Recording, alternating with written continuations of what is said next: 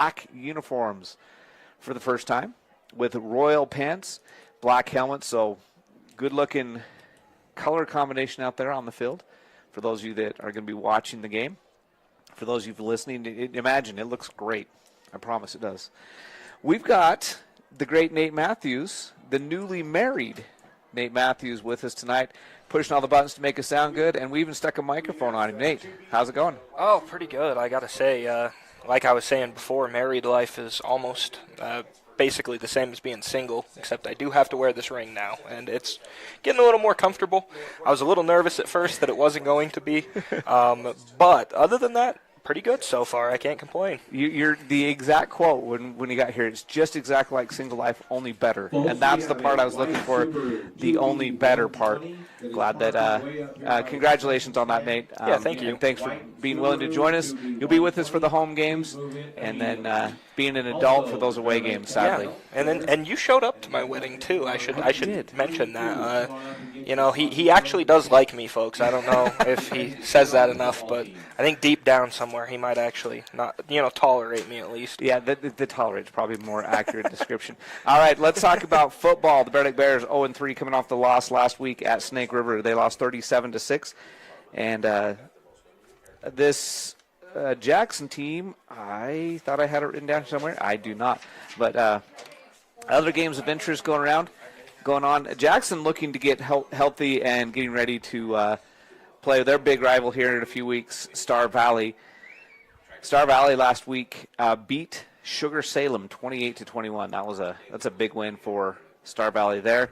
Teton is playing Basalt, Colorado. There you go. That's one of those teams is a long ways away from home. Meanwhile, Sugar Salem playing Kimberly, American Falls, and Buell, Snake River, and South Fremont. So that's going to be a good kind of a barometer game there for Bear Lake. Let's see what South Fremont does with Snake River. Snake obviously beat Bear Lake last week, and South Fremont coming in here in 2 weeks. That's the high school scores and games around the area, the games of interest. And for the college games of interest, Utah State, your Aggies, Nate, doing well. They beat up on Air Force last week 49-30.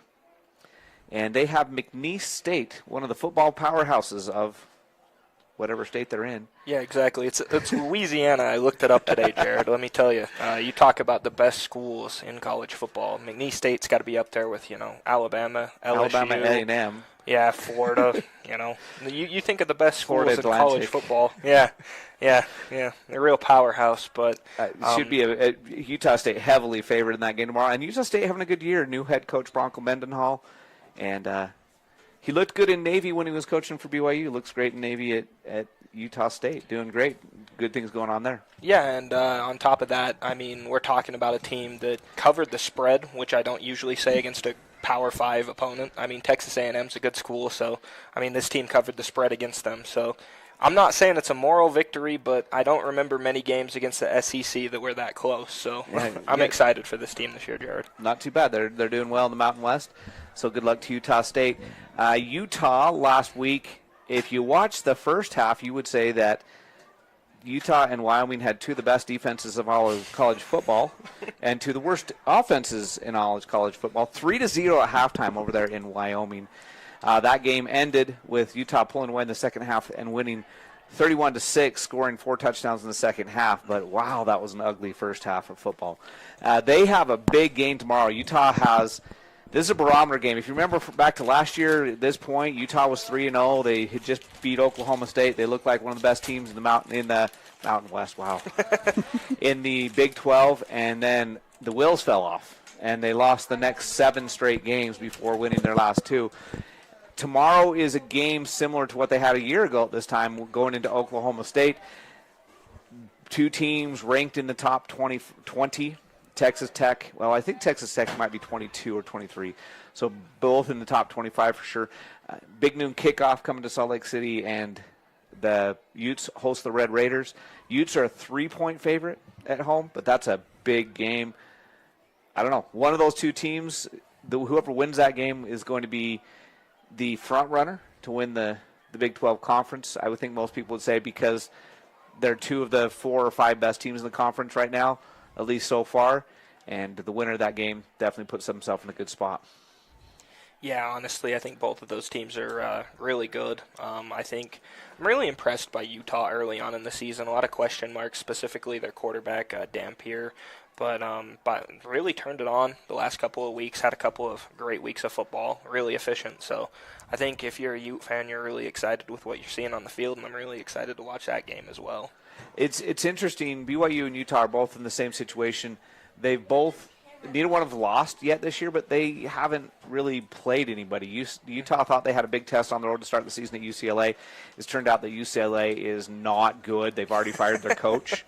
So that win doesn't look as good. And then Wyoming has struggled this year. They knew they weren't going to be great. So that wasn't really a test.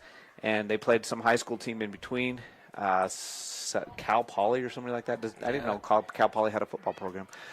So they haven't been tested. BYU also hasn't been tested. BYU, that's our next game to talk about. BYU demolished Portland State. Portland's not even a state, so I'm not sure there. And then they beat Stanford, and Stanford still not sure if they're any good. So BYU and Utah both have their first real tests tomorrow. At least we think they have their first good test tomorrow. And BYU is at East Carolina, and it's definitely at least on paper, the best team they've played to this point. So BYU will have a pretty good test tomorrow at East Carolina. That kickoff is at 5:30-ish, I think. So there you go. I'm going to level with you, Jared. BYU always finds ways to amaze me when they schedule their non-conference games because they find the worst schools, and I mean the worst schools to play against. Portland State is worse than Idaho State, and that is like a record. I mean, if you're worse than Idaho State, you're doing something wrong, very wrong. And on top of it, Jared, you played Stanford, and I understand Stanford's a Power 4 school. But the coolest thing about Stanford is Andrew Luck is on their coaching staff. They don't have anything else going for them. He's their general manager. All right, let's move on because we got to have a football game here. ISU is hosting Lincoln, California tomorrow, and Boise State is at Air Force. So that's a kind of a barometer game for Utah State fans to see what to expect when Boise State comes to town in a couple weeks. And so there you go. That's what's going on in the local college action. Wyoming is at Colorado is at Wyoming, I think. That's an interesting matchup. Wyoming's gotten a couple of real marquee opponents to come to Laramie, which is kind of surprising. They're traditional rivalries. Wyoming, BYU, Utah, and Colorado all were original WAC members clear back in the day, and they're not that far apart. Colorado, Utah, BYU have all traveled to Laramie in the last couple of years, and congratulations to Wyoming for being able to get those games scheduled as those teams are renewing their traditional rivalries that they played for years, and I'm kind of glad from a fan's perspective that those games are happening. I wish that they were happening in Provo instead of Laramie, but BYU took care of business last year. That's an interesting game, though. I think Wyoming might win that one. It's a possibility. I'm not going to lie to you. I think Wyoming's a tough school, and I really do think Colorado is kind of back in a rebuild. 1-2 to start their season. Wyoming could surprise a lot of people. At minimum, I see them covering the spread in that one. Yeah, and Colorado struggling. It turns out when you lose the Heisman Trophy winner, your team's not as good as they were the year before when they had the Heisman Trophy winner. Alleged Heisman Trophy winner. There's a little asterisk there for me. As you walked in wearing your Gentry for Heisman hoodie tonight. Anyway, Genty's moved on. He's in the NFL now, so get over it, Nate. Hey, I'll be honest with you. The thing about that race was both of those players were deserving of a Heisman Trophy. I mean, both of them doing things at their positions that hadn't been done before. I mean, but I will say seeing a guy play both sides of the ball, pretty impressive. So all in all, pretty fun year last year. Still excited for this year, though. Okay, Bear Lake versus Jackson. Bear Lake trying to get back on the board, get their first win of the season, 0-3 so far. The big news for tonight's game is, if you didn't know already, Jack Hume, Bear Lake starting quarterback, is on the sidelines in blue jeans. Last week's injury at Snake River was season-ending for Jack, so welcome everybody to Bear Lake. He will be on the sideline, and I do believe Dax Perkins, if I'm not mistaken, will get the start for the Bear Lake Bears. Dax, a sophomore, getting his first start as a Bear Lake High School quarterback. At the varsity level, he played JV quarterback last year, and he did throw some balls on Friday night at Snake River. But national anthem time is the Bear Lake High School cheerleaders bringing out the U.S. flag, the Idaho flag, and the Bear Lake High School flag to midfield. The Bear Lake High School pep band is going to play our national anthem.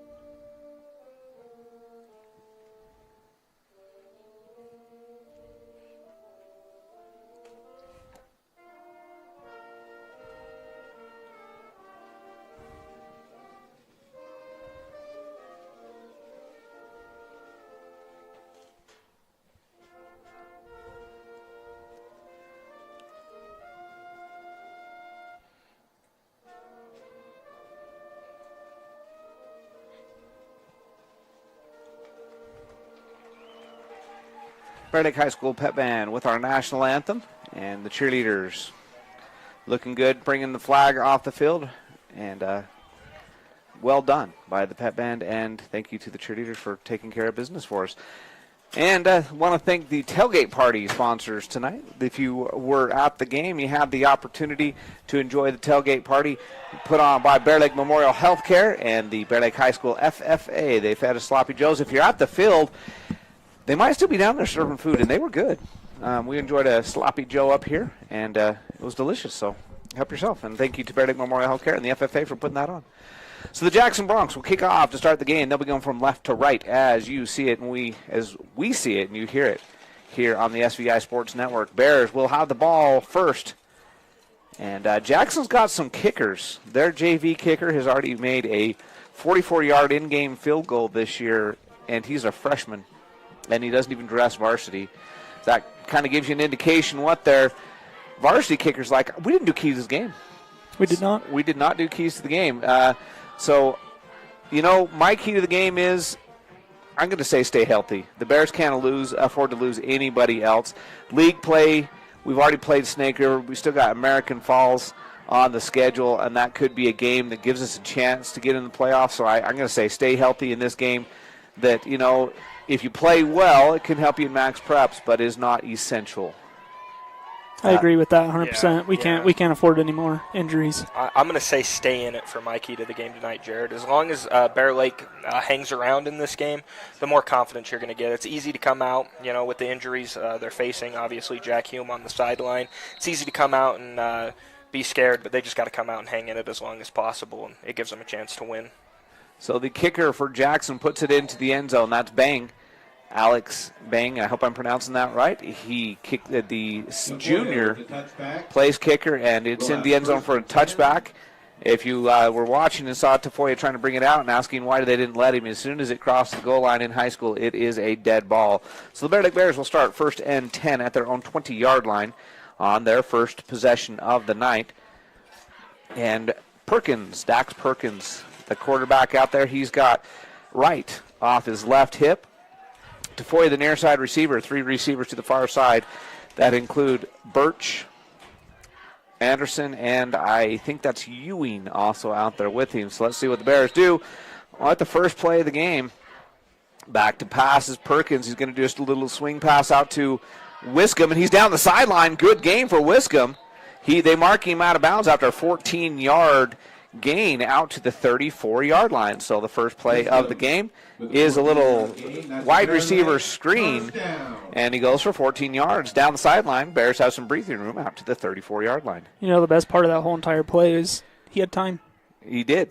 And that's a safe pass right there, and that's what you do when you have a young quarterback getting his first start. Good job. Good throw by Dax. Good catch and run by Wiscombe. Wiscombe now in motion. Perkins again has right off his left hip.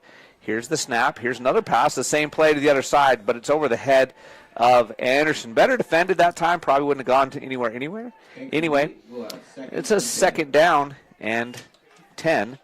And that last play was a Phillips 66U save first down. Phillips 66U save, where your convenience is our pleasure. Visit them at USave.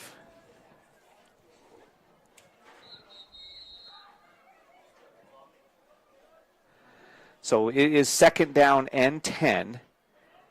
Anderson, the near side receiver, Wiscombe and Wright both in the backfield this time. The give is to Wiscombe. He breaks the first tackle and gets to the second level. He's going to pick up the first down out across the 40 to the 44-yard line. That's good for another Phillips 66U save first down. And Wiscombe gets 10 on the carry. So Wiscombe has a 14-yard reception, a 10-yard catch, 10-yard run on that one. And he was caught in the backfield, but he was able to pull away. The guy just had him by the jersey, and Wiscombe breaks free and gets the first down. So first down and 10, ball out to the 44-yard line. Wiscombe and Wright, the running backs, split to either side. Ewing, the near side receiver, give us to Wiscombe. He's going to bounce it up the middle, and he's only going to get back to the line of scrimmage is all, no gain on the carry. So second down and 10. The JV game was all Jackson. They led it 28-0 at halftime, and they won it. I want to say 35-8 was the final score there in the JV game.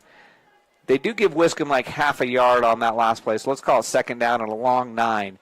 Anderson, the near side receiver, Brock Birch in the slot on the near side. Far side receiver is Ewing, both running backs in the backfield.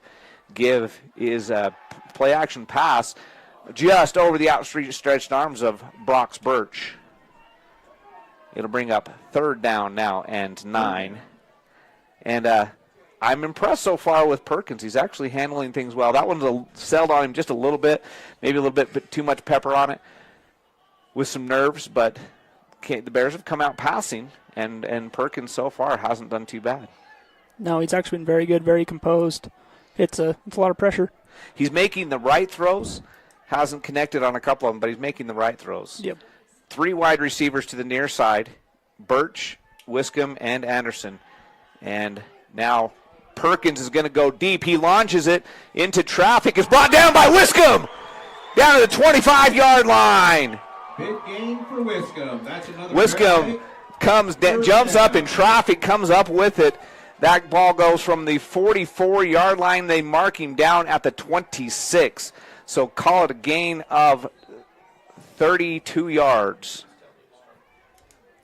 That shows a lot of confidence already from him. That's awesome he's getting flushed out of the pocket and still made a play out of it. Yeah, he could have easily just lowered his shoulder there and ran for some positive yardage. He saw the opportunity. Quarterback keeper there on the option. Nice run by Perkins.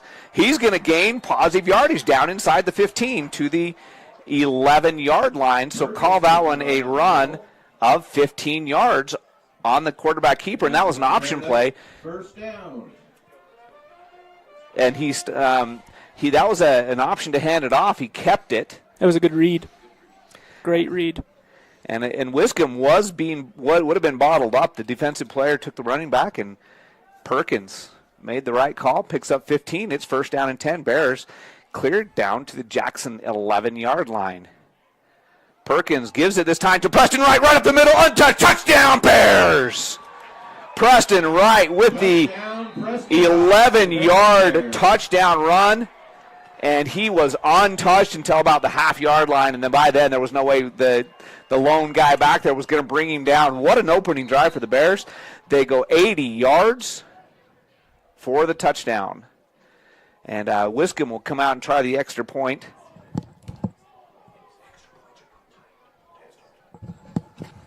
So it's 6-0 on the opening drive. It took 3 minutes and 2 seconds off the clock.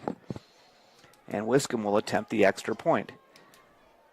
And it's up and good. So the Bears take the lead 7-0 We will be back with the kickoff in 30 seconds on the SVI Sports Network.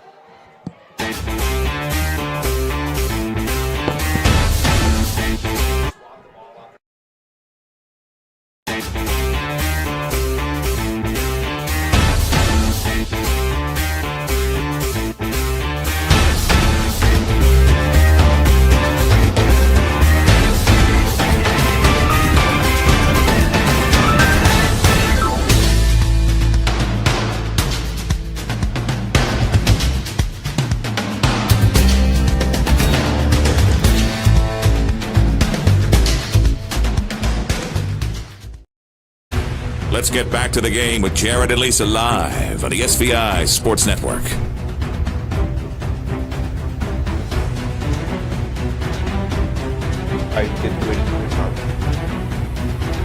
It's 7-0. Bears take the opening drive 80 yards. PAT was good, and the Bears take the lead 7-0. And a great drive there. Caleb Wiscombe was the superstar on that drive, but Dax Perkins, got to give him a ton of credit. He made some good passes, and he made some good reads on some options. And the kickoff is going to be returned. It bounced around, and then that broke everything, touchdown. Nobody's going to stop him. Oh, maybe. Run down. Nope, couldn't push him out of bounds. Touchdown by Jackson. And that was number 4. Cooper Kinsler. Kinsler. So the Bear Lake offense right back out there. Jackson. And that one looked like it could be perfect for Bear Lake. Well, Wiscombe's he had fumbled it too. Yeah, Wiscombe's kick angled over to the sideline. He fumbled it, like you said. And I think that's kind of what broke it, is the defense lost contain when they saw the ball on the ground, him right at the sideline at the 10-yard line. And he goes 90 yards. Well, we had a swarm of Bears already there by the time he actually picked up the ball and started running with it. So, like you said, yeah, just broken play that turned into something great for them. And now they have a chance. And it took 18 seconds off the clock. That tells you how long the kickoff lasted. And it's a low-line drive kick, but it is up and good. 60-second break. We'll be back with the other kickoff in 60 seconds on the SBI Sports Network. Here at Bear Lake Memorial Hospital, we have the honor of having a great radiology team. They've been recognized at the state level of being the best in their field. In our radiology department, we are able to provide MRIs, CT scans, X-rays, mammograms, ultrasound, echocardiograms, nuclear medicine, and DEXA scans.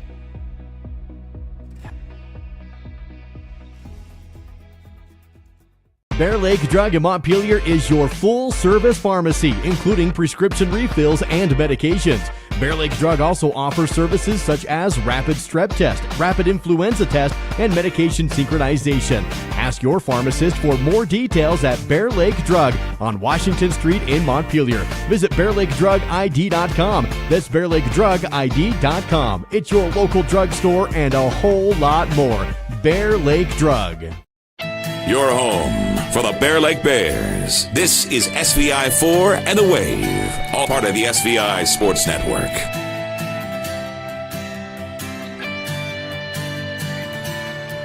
Alex Bailout gets the point after the touchdown, the 90-yard return by Kinsler for Jackson. So we've had exciting football. We're not even 3.5 minutes in, and we've got 2 touchdowns, a great drive by the Bears, and a fantastic return by the Bronx, and Baylog will kick off. His first kickoff went into the end zone for a touchback.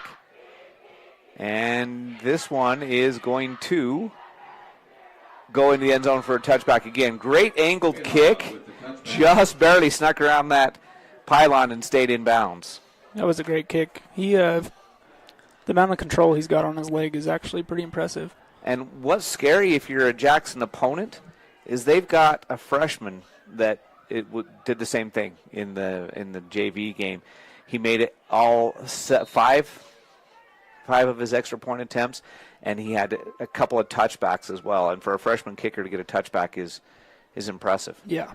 So Bears scored on their first possession. They got the ball right back. The defense hasn't stepped on the field yet for Bear Lake. And the offense right back out there. Perkins has 2 wide receivers to either side. Right is the running back. He sends Wiscombe in motion. False start. Bears minus 5 yards on the false start. False start on the Bears. We'll have 1st and 15. Kind of an auspicious start to the drive, as one of the wide receivers over there was leaning, trying not to jump offside, and just couldn't quite keep his momentum back. It makes it 1st down and 15. So put yourself behind the chains always makes it more difficult. Gaining 10 yards for a 1st down is hard enough. Having to get 15 makes it that much harder. But the Bears moved the ball very well on their first possession. Let's see if they can continue that. They're going to have to rush here as the play clock winding down. Last thing you want is a delay of game penalty. But I think they're going to get this one off. And they do. Back to pass after the play action. Perkins just going to tuck and run, and he's going to get 1 yard out of it. That was supposed to be a pass play. His protection broke down early, With the game. and so he gets the 1 yard run. It'll be 2nd down now and 14 yards to go from the 21. Good job to make something out of nothing there. Yep. He's doing very well at scrambling when he has to, when he's getting pushed out of the pocket. He also has sat down and made the play out of the out of being pushed out of the pocket. So Yeah, he has shown great poise so far, and that was definitely the right decision there. If he tries to get that pass away, who knows what could have happened. Plus, he would have been sacked if he would have waited any longer. Wiscombe in motion. Perkins back to pass. He's going to go deep. Wiscombe's got a man beat. He's got it. He's at the 50, 45, and out of bounds at the 40-yard line. great job by the line. Wow. They're giving him tons of time to throw. 44-yard reception. Well, and you want to talk about a great throw there from Yeah. Perkins. That's just a perfect lead right into the breadbasket of the receiver. I mean, that's about as good of a throw out of a relatively inexperienced quarterback at the varsity level as you can hope for. That was awesome. 44-yard completion sets the Bears up at the 40-yard line of Jackson. That's how we overcome that penalty, is with a 44-yard pass. The pitch is to Wright. He's trying to get the corner. Great defensive play there. He is thrown down for a loss. It was almost like he was going to cut up field, and his footing was not quite there. That is Zelensnik, Noah Zelensnik, and it's a 2-yard loss. And he had the corner. If Zelensnik doesn't make that tackle, Wright could have had positive yardage because he was the only man to beat. It was a well-blocked play and just a great defensive play. 2nd down now and 12. Ewing, the near side receiver, Birch and Anderson to the far side, both running backs in the backfield. It is now Alleman who takes the handoff back there instead of Wiscombe, who got a break on that play. They get Alleman with the carry. right back to the line of scrimmage. Jackson's coming up with it, saying they have the ball, but and now a late change by the officials, and it is Jackson ball. Jackson ball. I don't even know what happened there. That was a very late decision by the officials. They got up, and everybody was acting like it was just going to continue to be Bear Lake football. He did gain a positive yardage on the play, was going to get back almost to the original line of scrimmage, and instead the Jackson Broncs come up with the loose ball, and it is 1st and 10 Jackson, just about the 40-yard line, just on the Jackson side between the 40 and 41. So let's see what the Jackson offense does. That's the first time their quarterback's been on the field. Well, maybe not, but As the quarterback it is. Yep. And Grant Johnson is only listed as a quarterback. He's not listed defensively. He's going to turn and hand off to Kitzner, who had the touchdown, and he is tackled. Kitzner with the run. Over there, that is Nielsen, I think. Ryler Nielsen making the tackle. It's a 5-yard gain by Kitzner. Kinsler. I'm sorry if I'm mispronouncing that name. Kinsler. So Jackson moving quickly right back to the line. Back to pass, just a quick hitter out to Kinsler. Birch, that's a block in the back. I don't know how they didn't throw that. But Wiscombe comes in and makes the tackle anyway, so only a gain of 1 on the reception. Birch was there. He got pushed from behind. No call, and it's 3rd down and 4. Jackson quickly back to the line, no huddle. And whistle before the play. And I'm thinking they said that the quarterback's helmet came off. They're sending him off the field, saying he has to leave for a play. So coming on is Ace Emery. He's the junior quarterback that played the JV game. He scored a couple touchdowns on the ground in that JV game. He's a junior. And on 3rd and 4, he's looking the sideline for the play. He's got 3 wide receivers to the far side, which is the wide side of the field, 1 to the near side.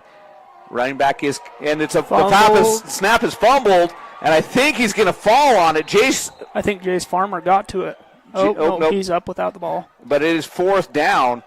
So the fumbled snap, Jace Farmer was there quick. He would have been putting some serious pressure on anyway. And that's a loss on the play, clear back to the 40, so a light loss of 6. The bad snap causes the fumble. Brings up 4th down. Punting situation. So 4th and 11. And here's the punt. That's Baylog out there to punt it. Nice high spiral kick. Taken at the 10 by Tafoya. He gets the sideline, and there's a flag down way ahead of the play. Way away from the ball. Way away. Let's see what this flag is. Tafoya return out to the 33. Pretty good return. It was. They didn't, and that's the thing. They had 2 guys down there right in his face pretty much as he caught that, so it was a great run by Tafoya. It's a holding on Bear Lake, so 10 yards after the end of the play. So instead of the Bears starting at 33, they'll start at the 23. Well, it's like they've started from the same part of the field. 20, 20, and 23. If we're doing math on the average starting field position, I think that's pretty easy. That's the 21-yard line. And the average starting position for Jackson, they've only had the ball once, and it was the 41-yard line. Because their other time, they just took it on the kickoff for the touchdown. So 5.5 minutes left here in the first quarter. Bear Lake has the ball back for their 3rd possession. They scored a touchdown. They lost the ball on a fumble, but they've moved the ball well with Dax Perkins in at quarterback. Here's the snap. Pitch is to Tafoya, who's in the backfield. That's the first time we've seen that this year. Oh, the 2 Jackson players wiped each other out hard. No gain, maybe a half a yard on the play. And I guess technically that's a 1-yard gain because it is 2nd and less than 10, so 2nd and 9. Yep. And Tafoya was smart. He got down there, and the 2 Jackson players hit each other hard. One of them was Garrett Seals, number 7. I didn't catch the number of the other player. But a good tackle, and the Bears 2nd down and 9. I don't know if Tafoya purposely dropped down, but it almost looked like he slipped, but it worked in his favor. And the running back out there is Wright. 2 wide receivers to either side. Give is to Wright, and he's going to get back to the line of scrimmage, and that's it.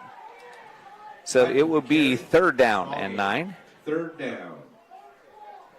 And Ewing going to trot back out there. And do you see Wiscombe?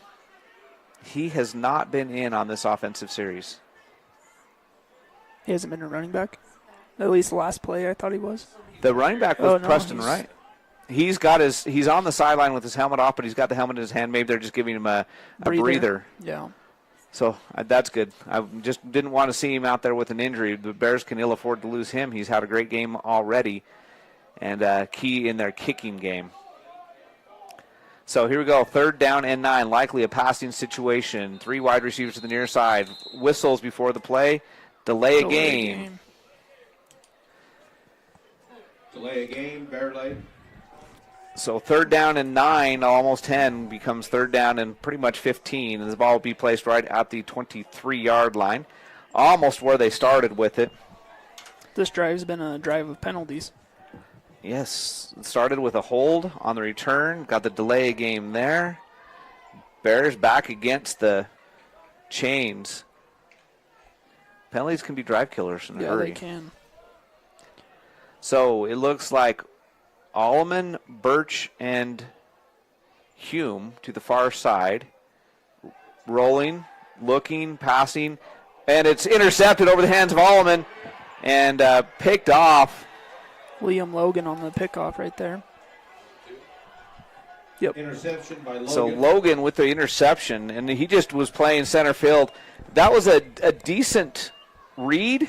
The man was there. The intended receiver was Allman, but it was just too high for him. He couldn't go up and get it. And Logan right into his breadbasket, and he returned it to the 18-yard line. The hard part with that, it was almost a misdirection. He flushed out of the pocket and then maybe take a little more time and set your feet and get it more on the line just instead of floating it. But, I mean, it's not much you can do about that. So Jackson with their second offensive possession in a 7-7 ball game. And the handoff, it's a reverse, and it's it's a reverse pass. Touchdown. Was he past the line of scrimmage? Logan. Let's see. I don't think so.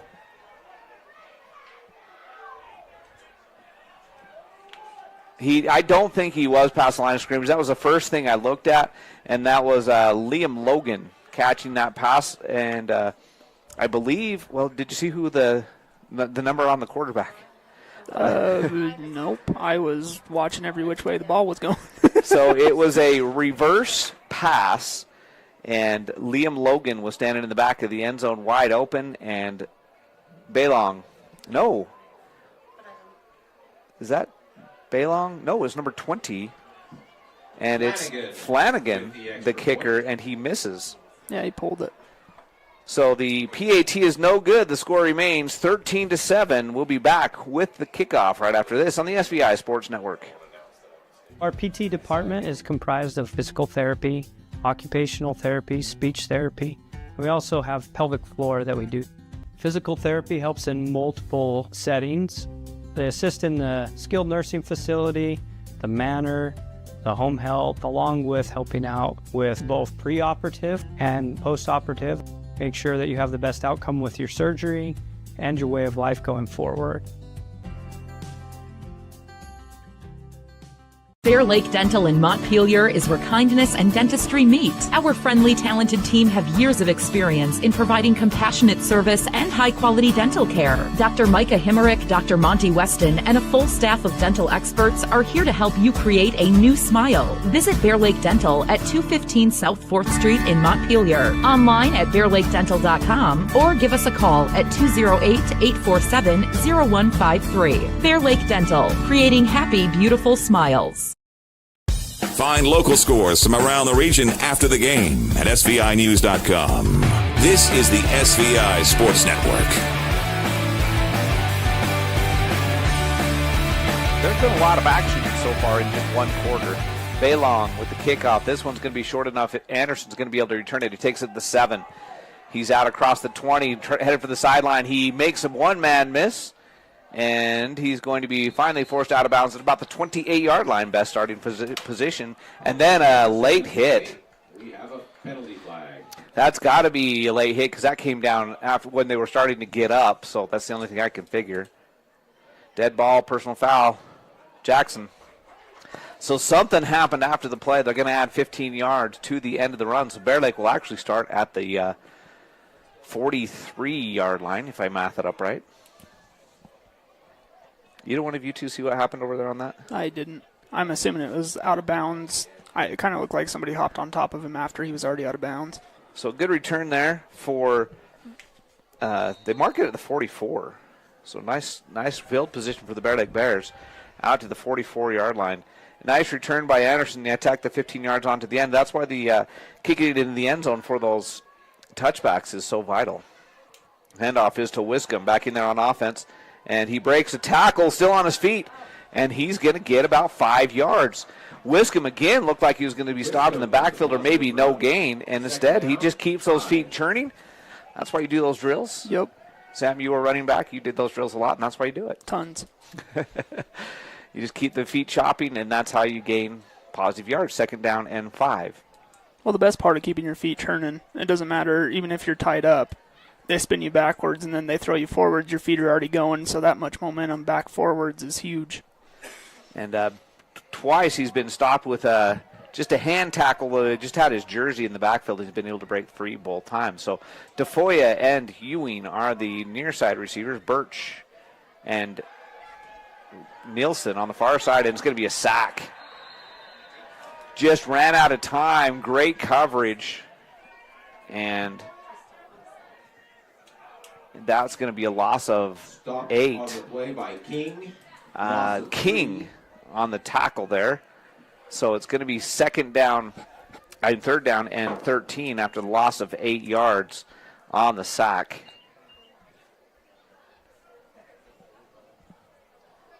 So Bear Lake Bears against the chains again, most likely a passing situation. Anderson and Birch on the near side. Tafoya and Wiscombe on the far side. Wright is the running back. And the pass is to Anderson.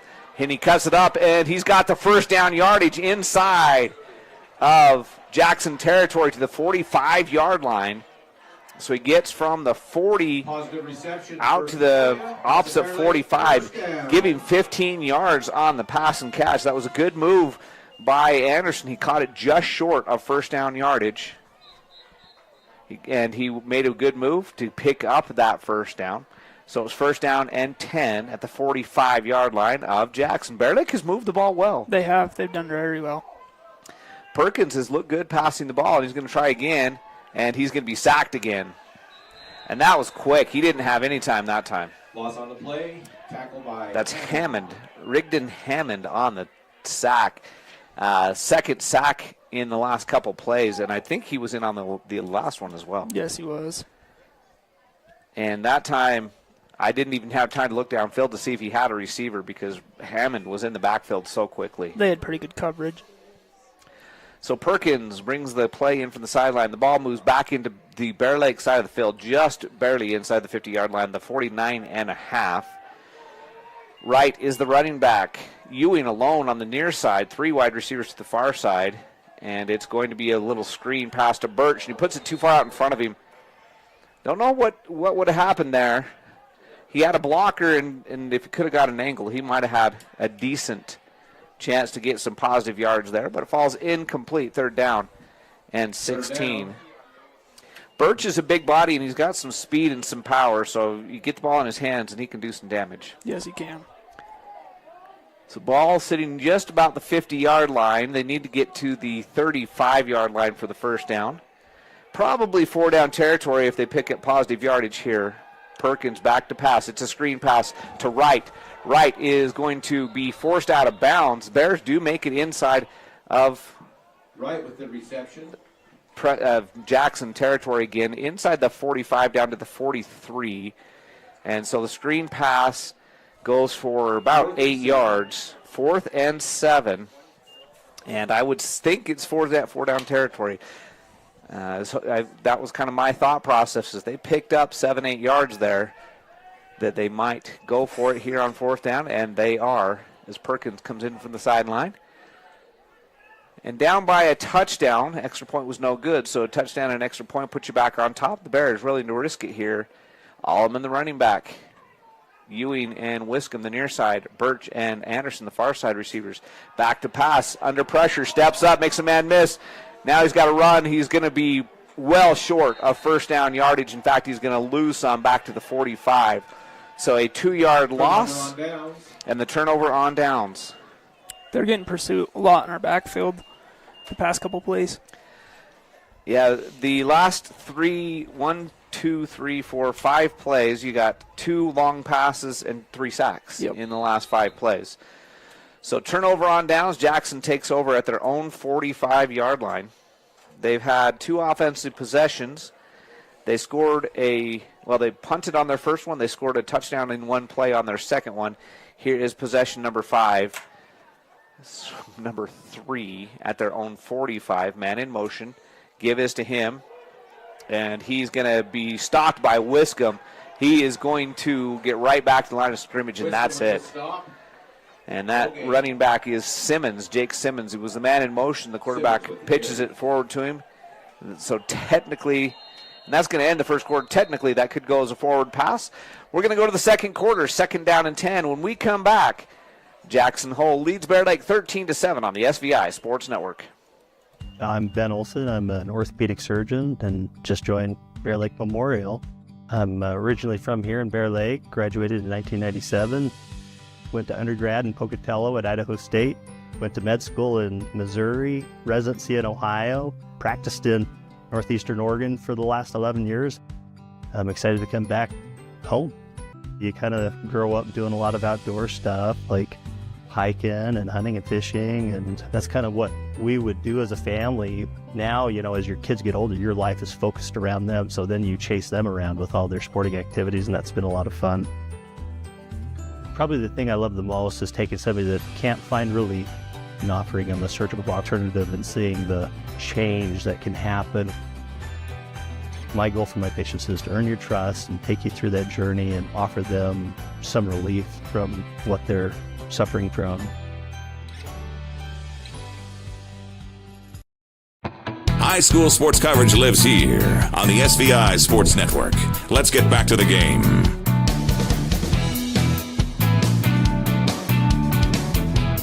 We got a lot of firsts happening to that. We got Kel Woodbridge up here in the booth doing the PA announcing for him. You appreciate him. He's doing a great job. Miss Biss running the clock. Tabitha running the clock for her first time to run the clock in football.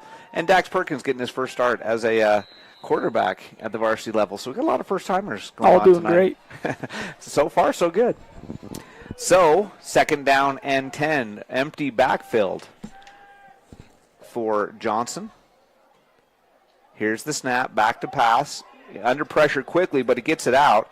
And it's complete. Tafoya is going to throw the man out of bounds. Standing up from that is Kendall. Give him exactly 10 yards on the catch. That was great pressure by Wiscombe. Was it Wiscombe that hit him just as he threw? Yep. He about had him. A blitz from his linebacker position, and that he got that one off just as he got hit. This time it's a handoff. Bears pursuing it well. Good job. And that one, let's see who the running back is. It's number 4, Kinsler. And he's going to gain just 2 yards, 63 and 67 for Bear Lake. The Goostrees. Yeah. Or Joshua Gutierrez and Jared Goostree were the ones in pursuit. And a low snap. Johnson back to pass. He finds a man. And, either incomplete pass or are they going to call that complete and then he just laid it down on the ground when he hit the ground. So they call it complete and giving first down yardage. Ewing there to make the tackle, to make the stop. But it is a first down. 1st and 10 right at the 34-yard line. So pick up of 11. And there's another pass and catch. And that one is to Logan. Ewing with the stop again. And Ewing there, but it's another 11-yard gain. So twice in a row, 11-yard. So they got 10, 11, 11 on the last 3 plays, all passes. A man in motion. Handoff is to Kitzner. And he's going to get the corner. Well blocked. And can he stay in bounds and get the end zone? Waiting for the signal. Yep. Touchdown. Kitzner with the touchdown for the Jackson Broncos. And that was a 23-yard touchdown run for Kitzner. He's quick and shifty. Yeah, Bear Lake had an angle on him, but just couldn't get there. Oh, there's a flag. Block in the back. It's coming off the board. Penalty on the play. Take the touchdown away.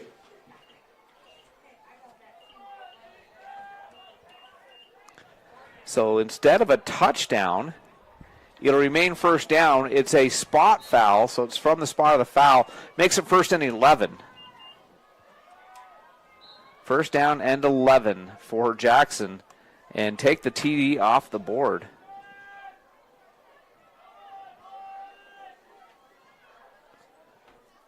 That's got to be illegal motion. 2 men were in motion. They're not blowing it dead. Yeah, just throw it away.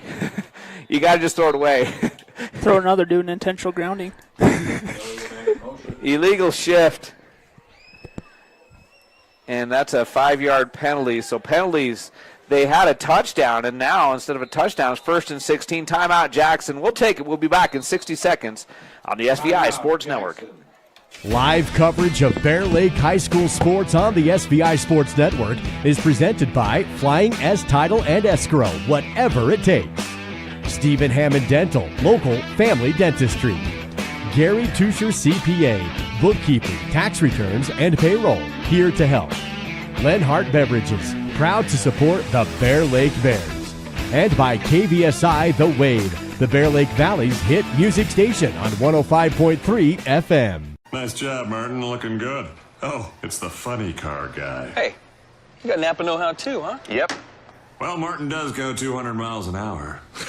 Ron breaks 300 in 4 seconds. Yeah, in a straight line. That's real hard. You drive in a circle. You don't even steer. Look at me. Hey, you I two. turn left. Don't make me go get my can.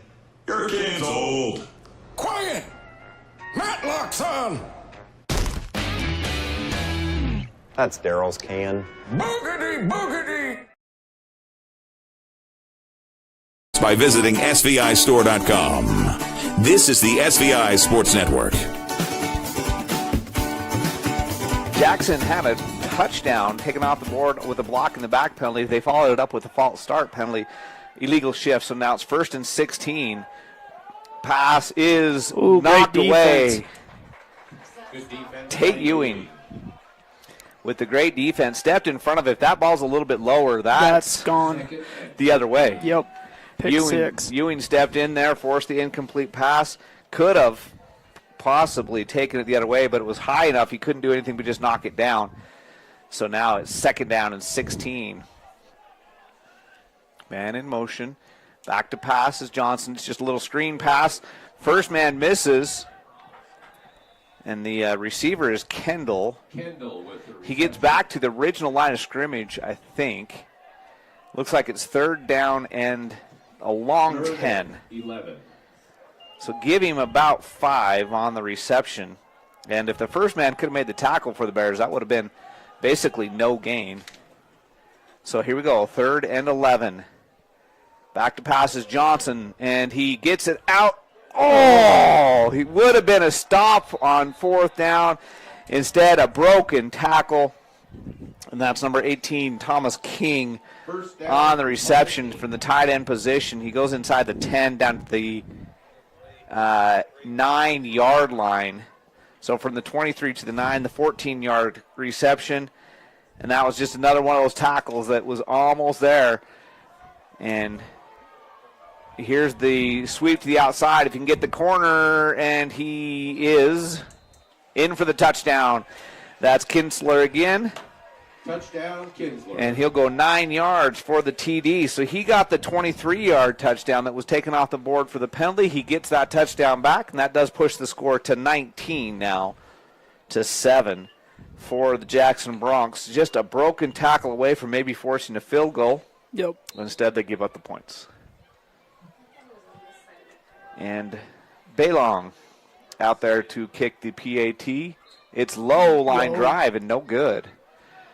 So they've missed 2 of their 3 PAT attempts, and the score remains 19-7. We'll have the kickoff right after this on the SVI Sports Network.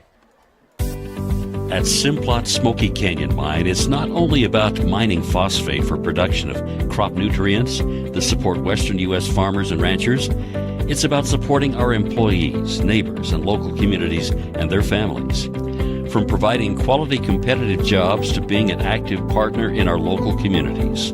Simplot Smoky Canyon Mine. Passion for people and supporting local families by bringing Earth's resources to life.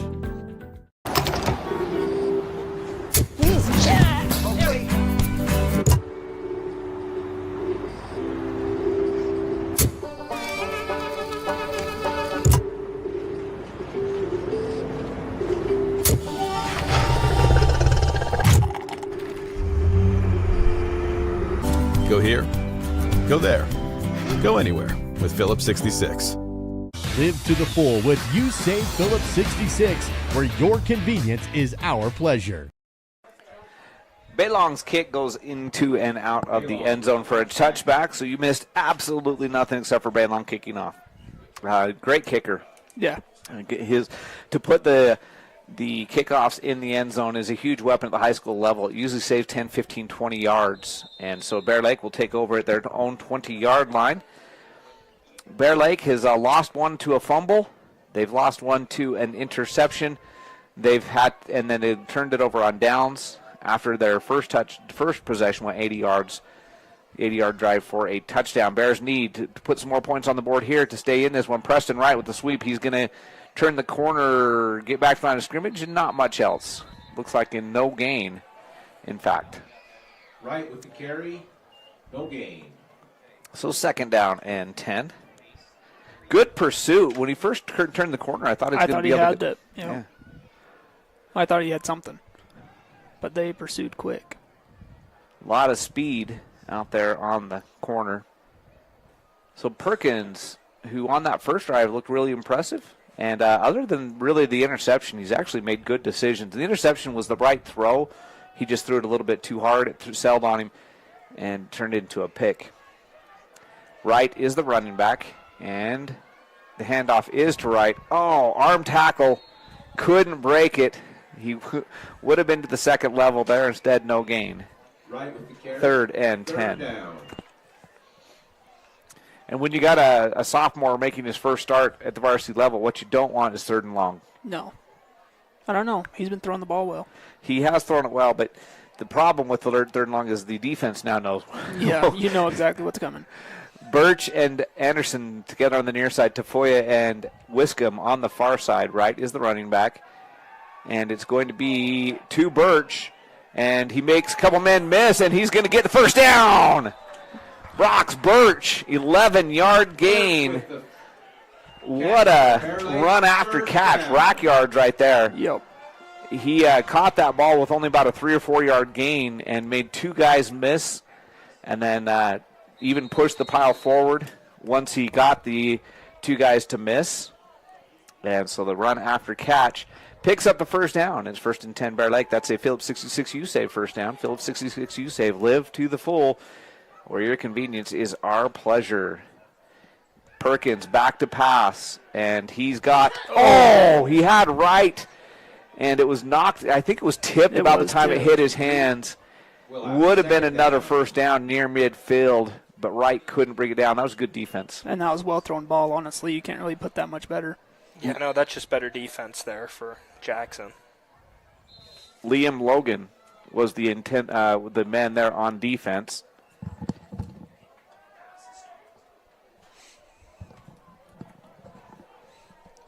So we've got Perkins has Wright in the backfield, 3 wide receivers to the far side. It's just a quick wide receiver screen out there to Anderson, and we're going to have flags all over the field.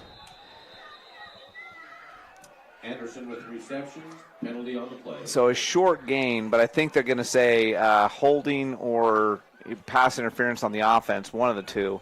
Holding on Bear Lake, 10-yard penalty, so it'll be 2nd down and 20. Holding on Bear Lake, 2nd and 20 coming up.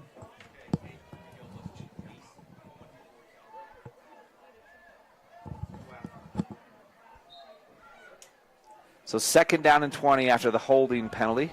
And that was just a wide receiver screen. And the wide receivers, you got 3 wide receivers on that side. 2 of them are just blocking for the 3rd one. Yep. And they held. Didn't gain much anyway, but 2nd down and now, I guess they're saying it's not quite 20. 2nd down and about 18. Back to passes Perkins, and he's going to be sacked. And that one's back inside the 20 to the 18-yard line. So it's 3rd down and forever. Yep. He lost. We could say Geneva on this one. About another 4 yards. So 3rd down and forever. He's got to get out to across the 40 to the 41, and they're at the 18. So 23 yards, I guess, officially. 3rd down and 23. This is not 4-down territory. No, I'd say not. You got to pick up 22 of the 23 at least to even think about going for this one on 4th down. Here with 6 minutes left till halftime, last thing you want to do is give Jackson good field position late in the half. Already trailing by 2 touchdowns, so Perkins back to pass. He's got good protection. It was a screen pass to Wright, and he's going to get some of the yardage back. Almost back to line of scrimmage.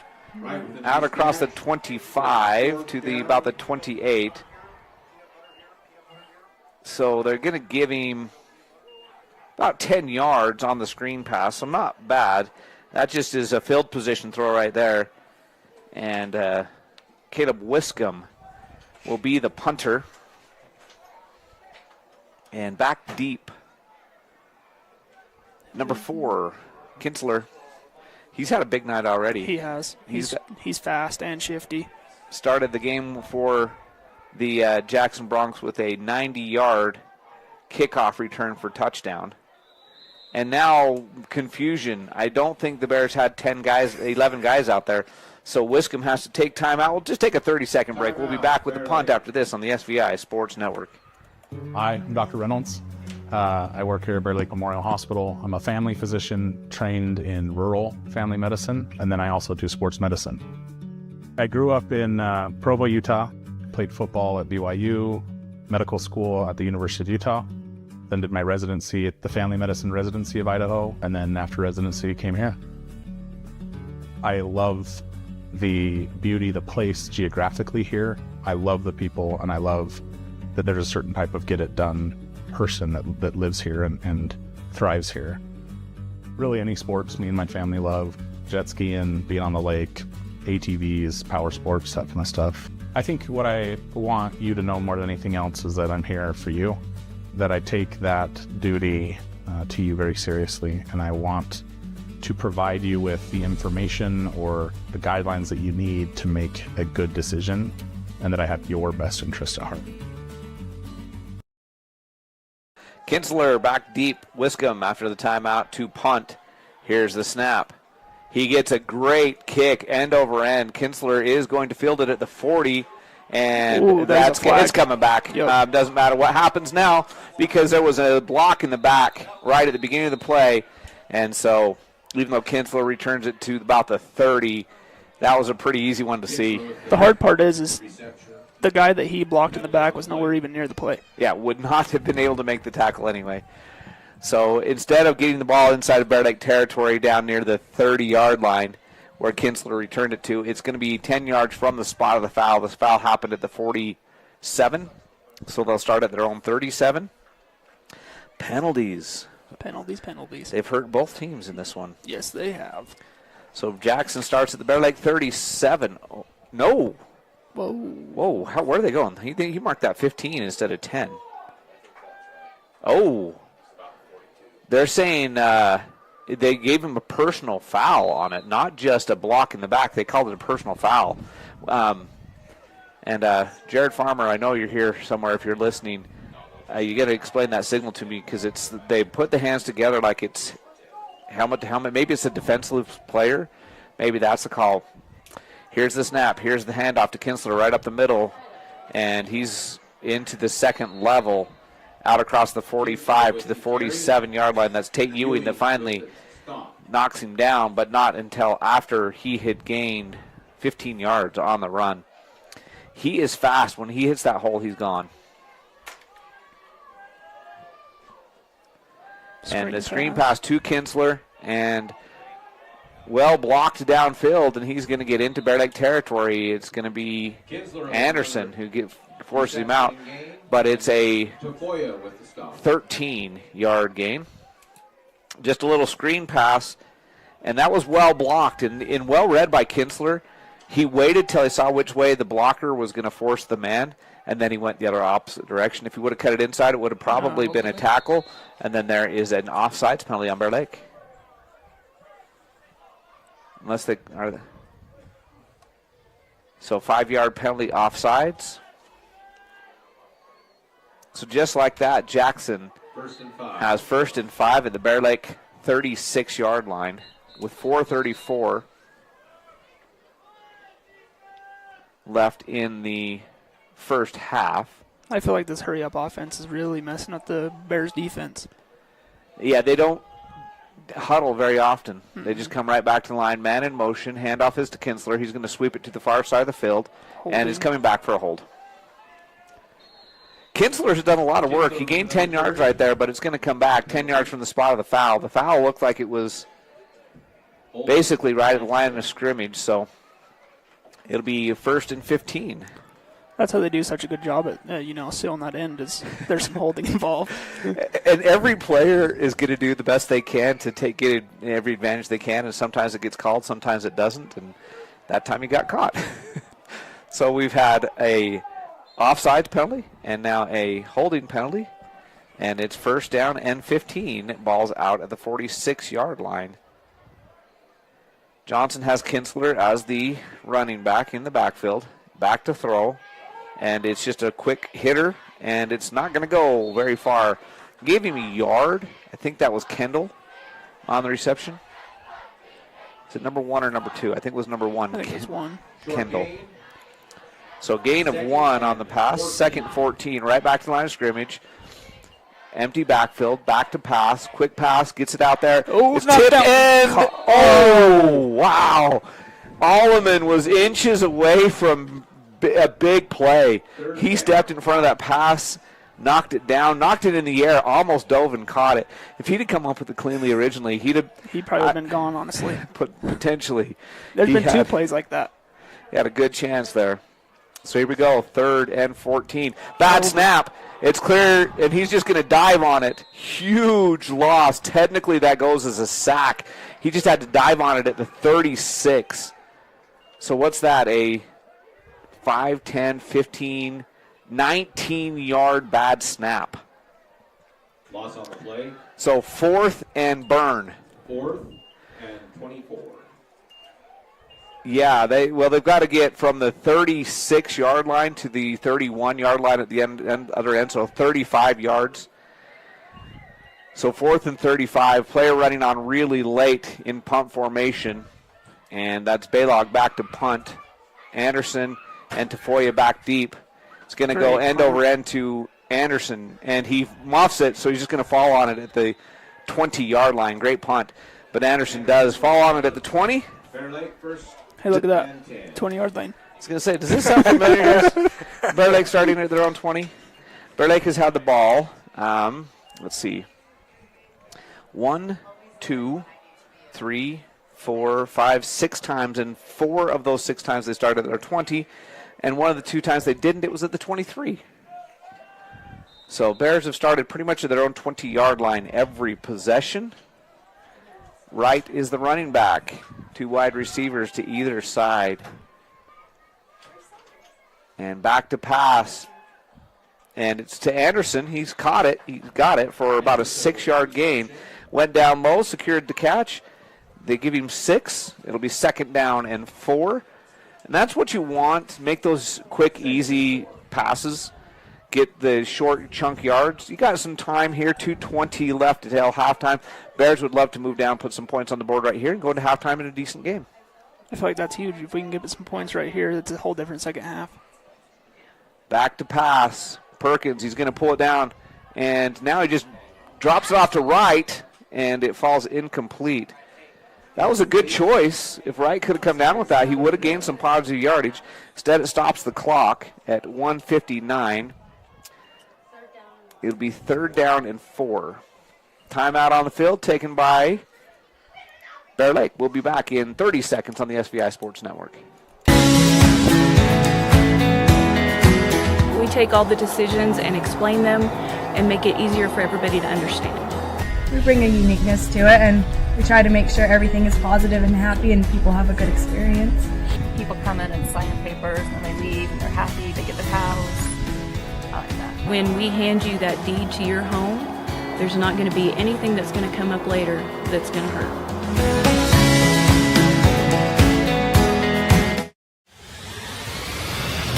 This is live coverage of local high school sports on SVI Media and the SVI Sports Network.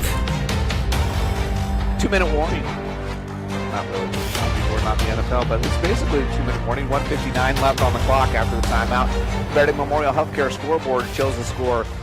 The Jackson Bronx 19, the Bear Lake Bears 7. But the Bears would like to put some points on the board to end the half. It's 3rd down and 4. They need a conversion here to keep this drive alive. Perkins has Wright off his right hip. And he's going to throw it, and incomplete. Anderson was unguarded deep. And it makes it 4th down and 4 on the incompletion. 4th and 4 after the incompletion. Jackson takes time out. I think they might be putting a few seconds back on the clock. 1:55 is what they want back on the clock. So And so 1:55 after the punt. Wiscombe will kick it away. And Birch was on an out route, and Anderson was deep. And he kind of threw it in between, and neither one of them really acted like that pass was intended for them, and it falls incomplete. So Kinsler, who's very dangerous, is back deep for the Bronx. Wiscombe to punt. Gets it away. End-over-end punt, kind of kicks it away from Kinsler, and he is going to let it go, smartly let it go. As Tate Ewing was right there. Stop it. Kinsler, Ewing was right there, and at the 34-yard line, the Bronx have it. It'll be 1st and 10 at their own 34. So Johnson will have a minute and 43 seconds to operate, and he's got 66 yards to go to see if Jackson can put some more points on the board, or if this will be a halftime score at 19-0 on the Bear Lake Memorial Healthcare scoreboard. Kinsler is going to be in the running back off the right hip of Johnson. 3 wide receivers to the far side. 1 to the near side. Johnson back to pass. High snap, but he brings it down. Gets the pass away. He's got his man, and he's going to be down to the 46-yard line. Ewing in the area for the tackle. And from the 34 to the opposite 46, so a gain of 20. Quickly to the line. Johnson back to pass again. Wiscombe hits him as he throws. It's a long ball. It's incomplete. And that was a smart play. Wiscombe and Wright were both there. And Nielsen, the defender, was the man closest to it. That was hey, I got to get rid of this ball. Get the incompletion. I can't take the sack. Smart play there. Of course, that's where your mind goes all the time. See the snacks? Smart play there by Johnson just to throw it away. With 1:24 left in the half, it is 2nd down and 10. Man in motion is Kinsler. Back to pass is Johnson. He's got his man wide open. And catch is made down the sideline, making men miss. And he's going to finally be forced out of bounds inside the 30. Kendall with the reception. Kendall with the reception. They went out of bounds. Yes, so stop it. I did. It was stopped. Because you knocked on the window. Johnson with a high snap. He's back to pass. He's just going to throw it away because the bag snap forces the incomplete pass. 1:05 left, 2nd down and 10.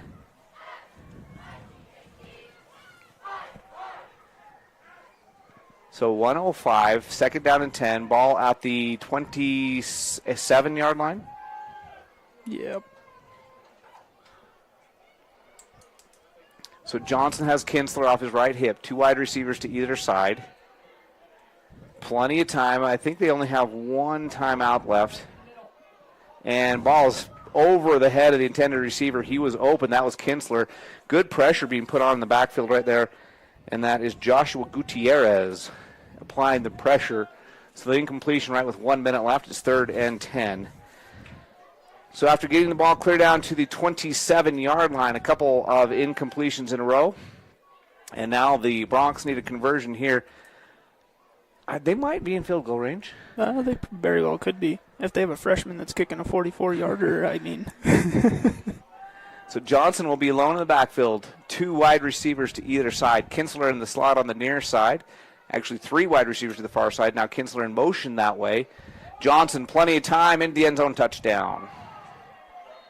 Oh, no. Not a touchdown. So they're going to mark him down at the 1-yard line. 1st and goal at the 1. And I think that was Kendall on the catch, but I'm not sure. 1st down and goal at the 1 after the 26-yard reception. And Johnson's pass is complete, touchdown. That one's the 1-yard completion for the touchdown. That's King. Touchdown, King. Thomas King. He had a big catch earlier. He gets the touchdown catch right there. 39 seconds left in the half. That makes the score 25-7. Yep. PAT pending. Let's see who's going to kick the PAT this time, or if they're going to go for 2. They have had 2 different kickers attempt PATs, and they're 1 out of 3. So it looks like they're going to keep the offense out there and go for 2 this time.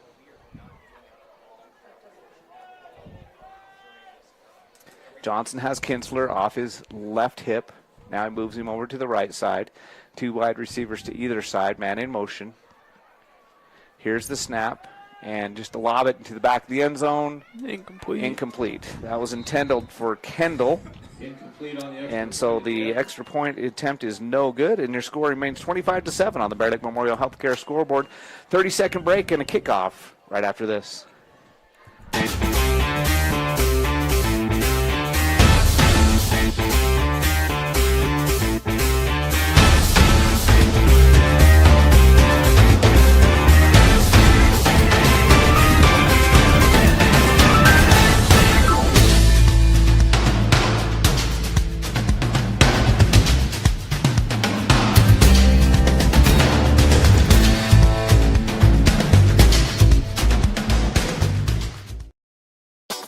Watch this game and all SVI sports broadcasts live after the big game at SVInews.com.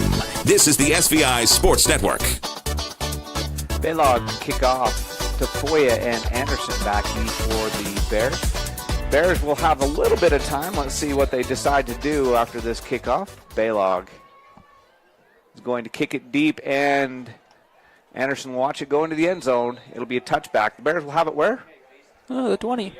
Oh, their own 20-yard line. For 5 out of their 7 possessions have started at their own 20.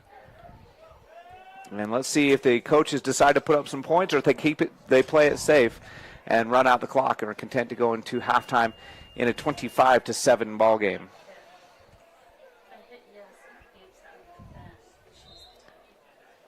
First and 10 Bears, trailing 25-7 with 39 seconds left. Right is the running back. 2 wide receivers to either side. Perkins is going to be back to pass. He gets it out to Foya. Is tipped away. That was dangerous as the ball was tipped. Incomplete. Falls harmlessly to the turf. 2nd down and 10.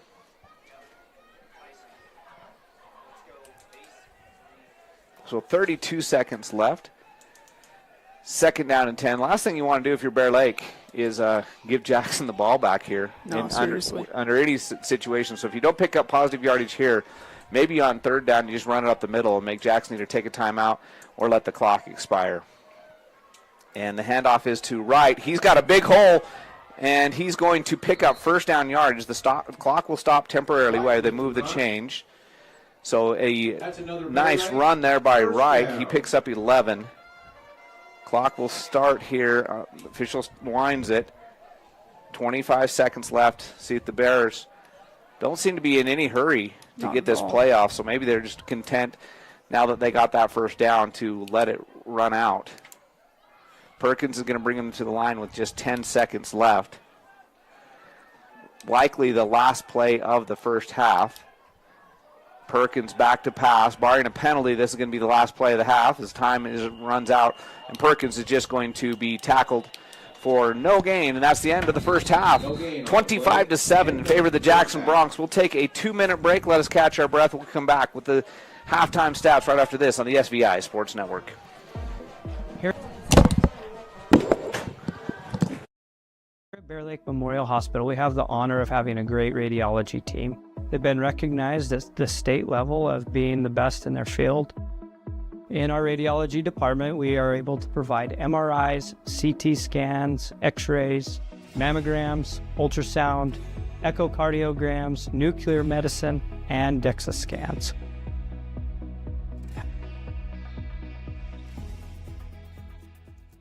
Bear Lake Drug in Montpelier is your full-service pharmacy, including prescription refills and medications. Bear Lake Drug also offers services such as rapid strep test, rapid influenza test, and medication synchronization.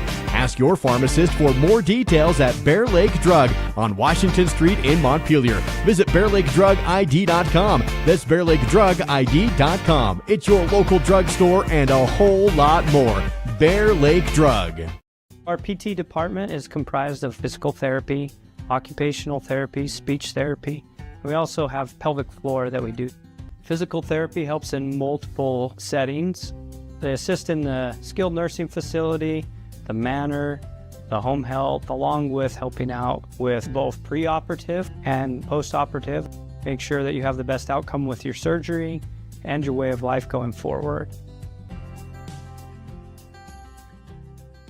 Bear Lake Dental in Montpelier is where kindness and dentistry meet. Our friendly, talented team have years of experience in providing compassionate service and high-quality dental care. Dr. Micah Himmerick, Dr. Monty Weston, and a full staff of dental experts are here to help you create a new smile. Visit Bear Lake Dental at 215 South 4th Street in Montpelier, online at bearlakedental.com, or give us a call at 208-847-0153. Bear Lake Dental, creating happy, beautiful smiles.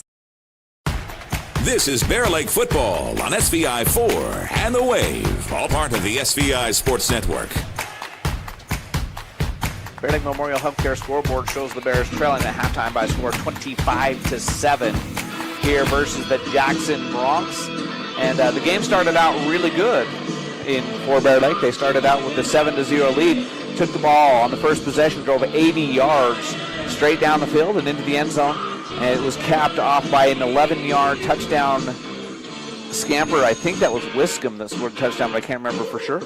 And Bears kicked the extra point to take the 7-0 lead and looked pretty good on that opening drive. No, honestly. Then it turned around almost immediately. The Bears have had bad luck to start games.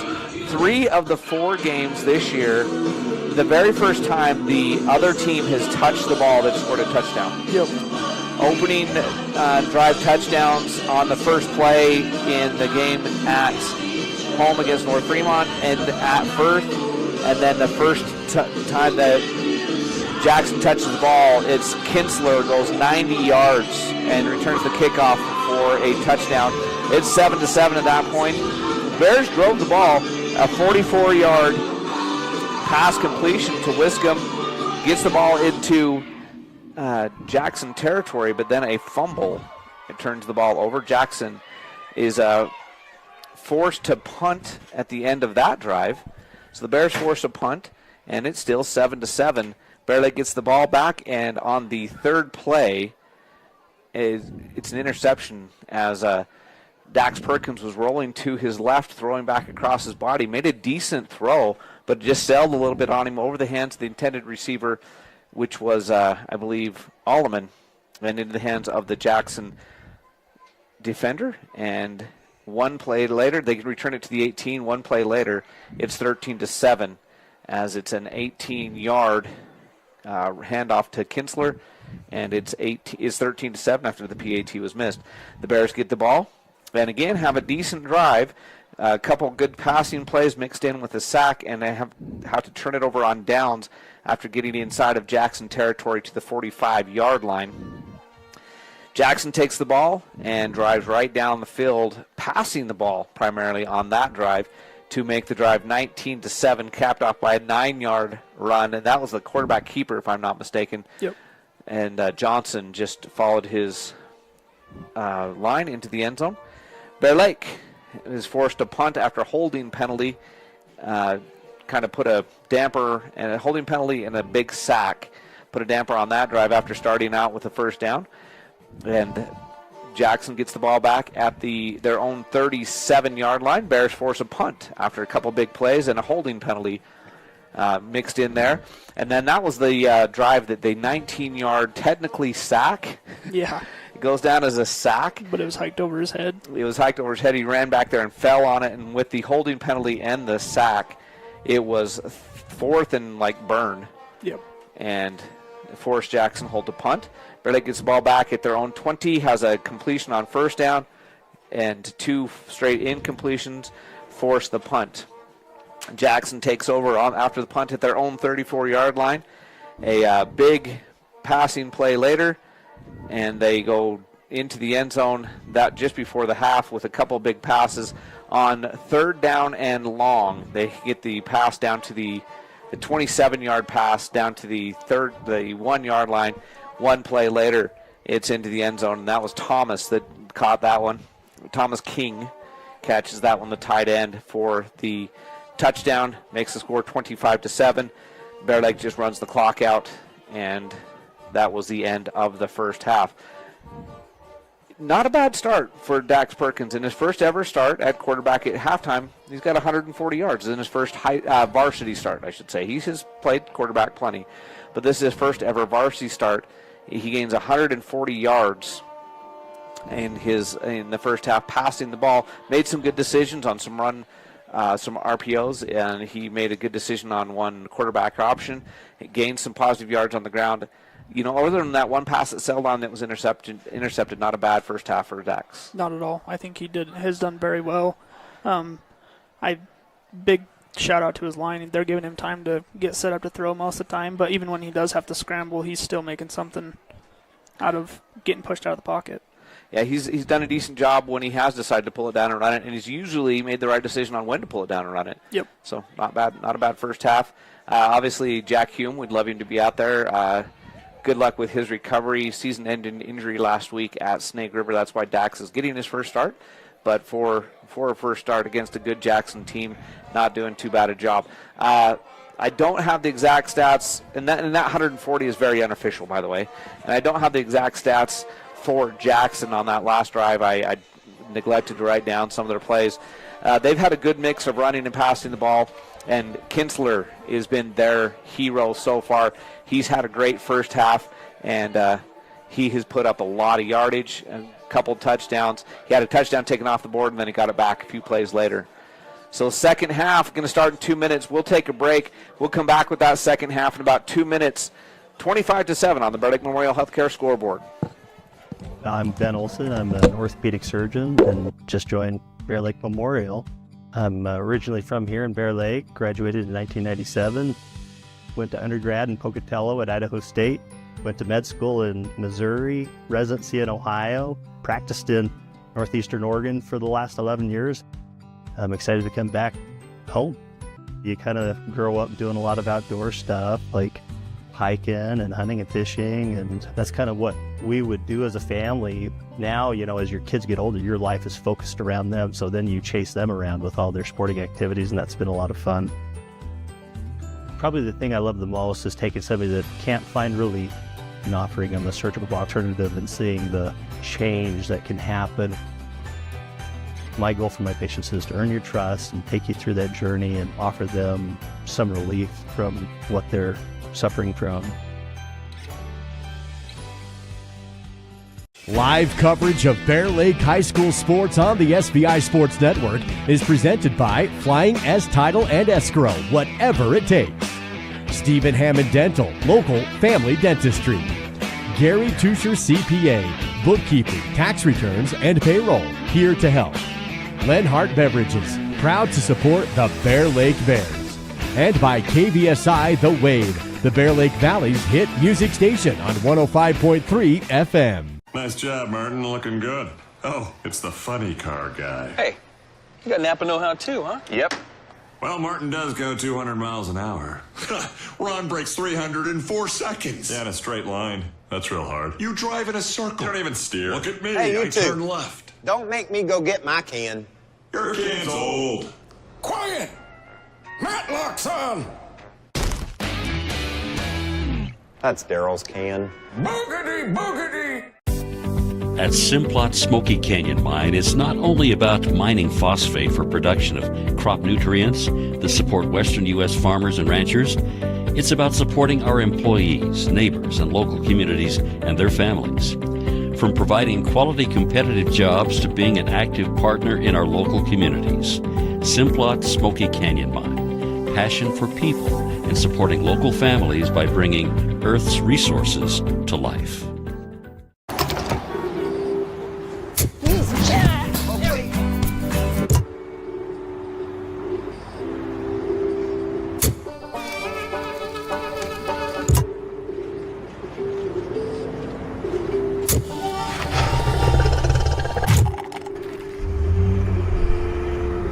Go here, go there, go anywhere with Phillips 66.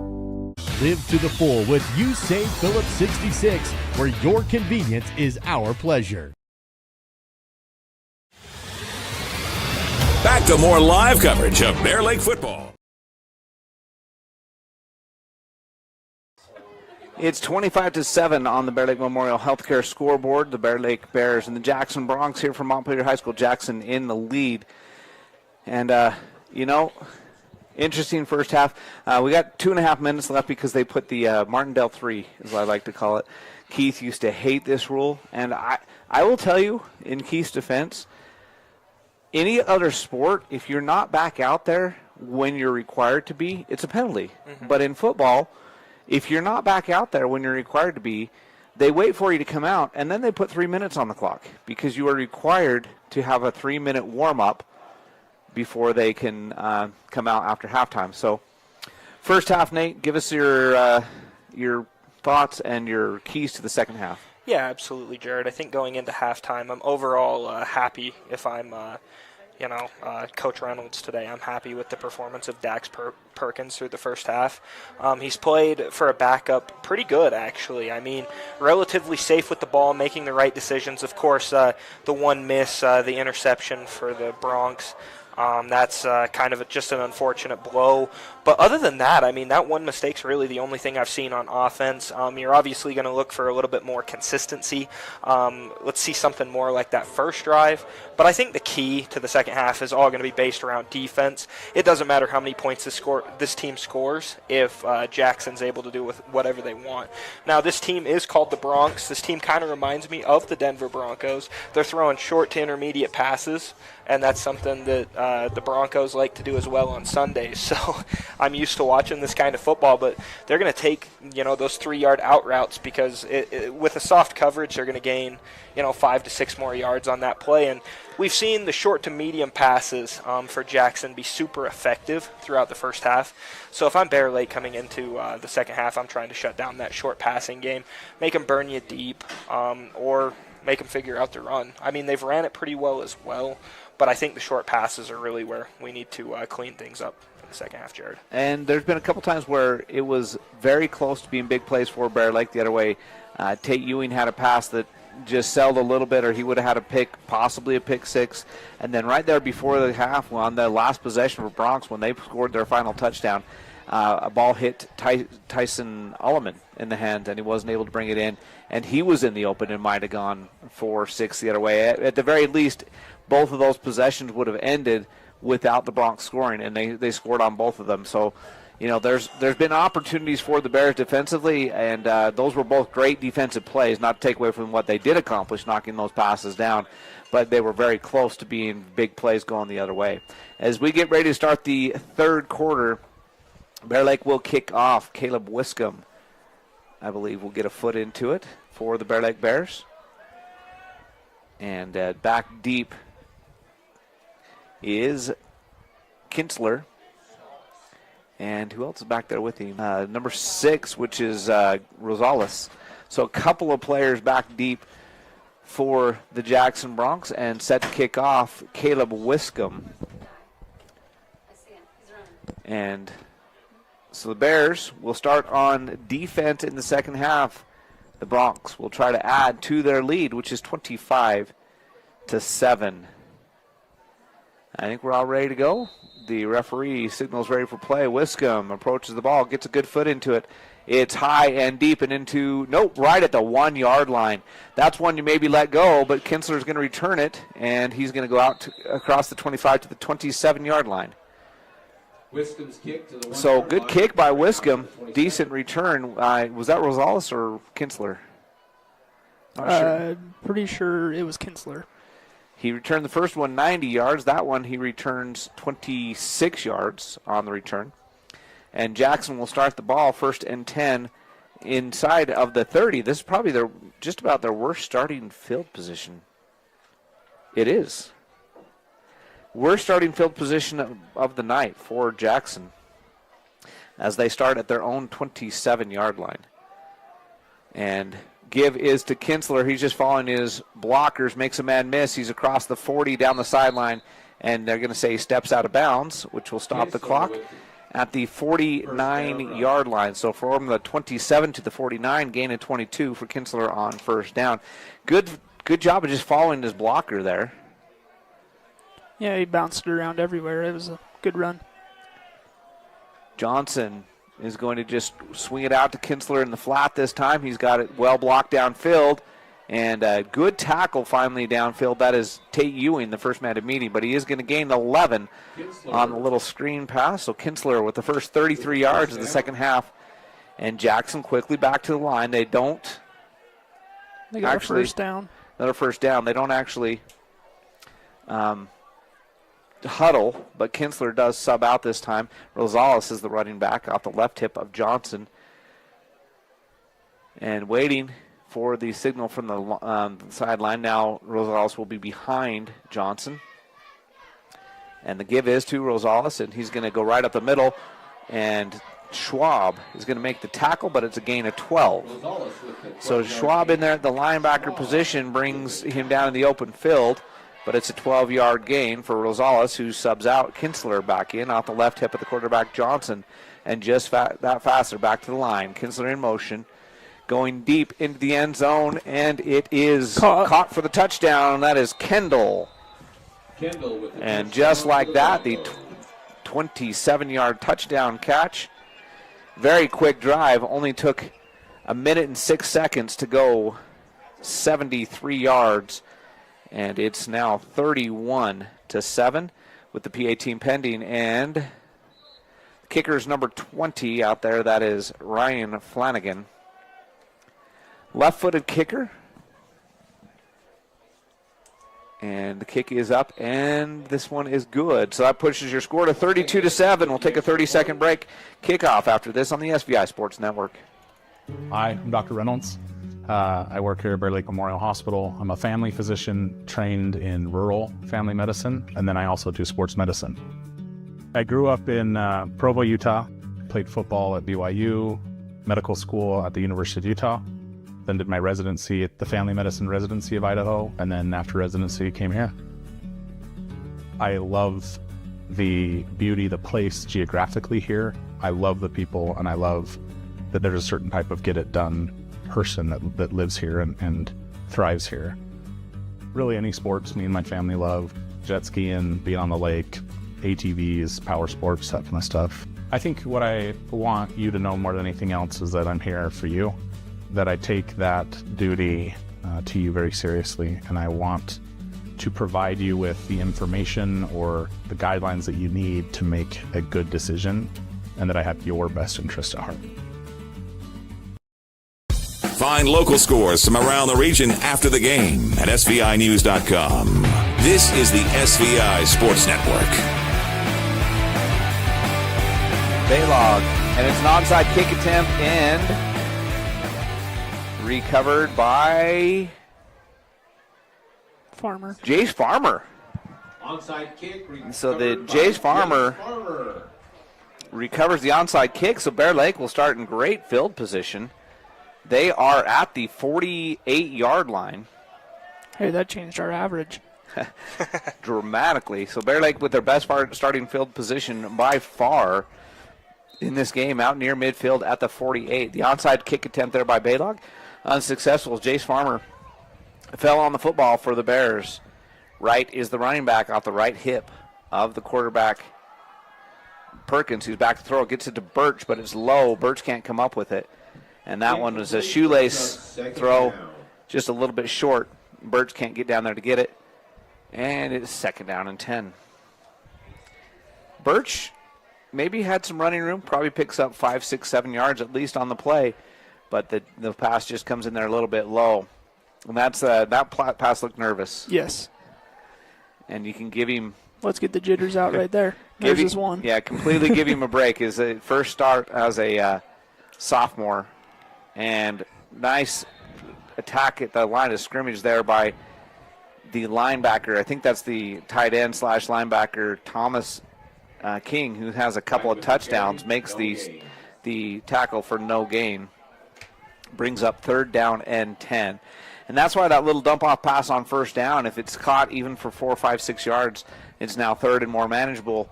But where you don't get any yardage on first or second down, third and 10 is a little bit harder to pick up. And you're at midfield and you're down big, down already by 4 scores. Maybe you go for it here. Man in motion is Wiscombe. Back to pass is Perkins. He's going deep for Wiscombe, and Wiscombe can't come up with it. Great defense. That was great defense. Wow. Garrett Seals. Wiscombe had a chance out. Seals got his hand on the ball, I think, at the last second, and knocks it out of Wiscombe's hands. Great throw. Yeah. Hit him in stride. You can't throw it any better than that. You can't run the route any better than that if you're Wiscombe. That was just a good defensive play there by Seals to knock that one away. And if you don't knock that away, that's a big play. He was about 15-yard line with momentum going forward. He probably doesn't score because Seals was right there, but he inside the blue zone with a chance. Instead, Wiscombe back to punt, and Kinsler, the ever-dangerous Kinsler, the return man. Here's the snap. Punt is away. It's short end over end. It does take a Bear Leg bounce. The Broncs let it roll to the 25-yard line, where Garrett Argyle will down it for the Bears. And a flag. It's in the backfield. It's either a hold or maybe something against Jackson. Let's see. Jackson, I think it's going to be against Bear Lake, so we're going to make him re-kick. Holding. That's exactly what it is. Holding. So the Bears will kick it again. That's a big penalty there. Yeah, it is. As 25-yard line is not a bad starting position if you're the Bear Lake defense. So unless Wiscombe gets a great punt, who knows? So they marked it off as if they were going to repunt it, and now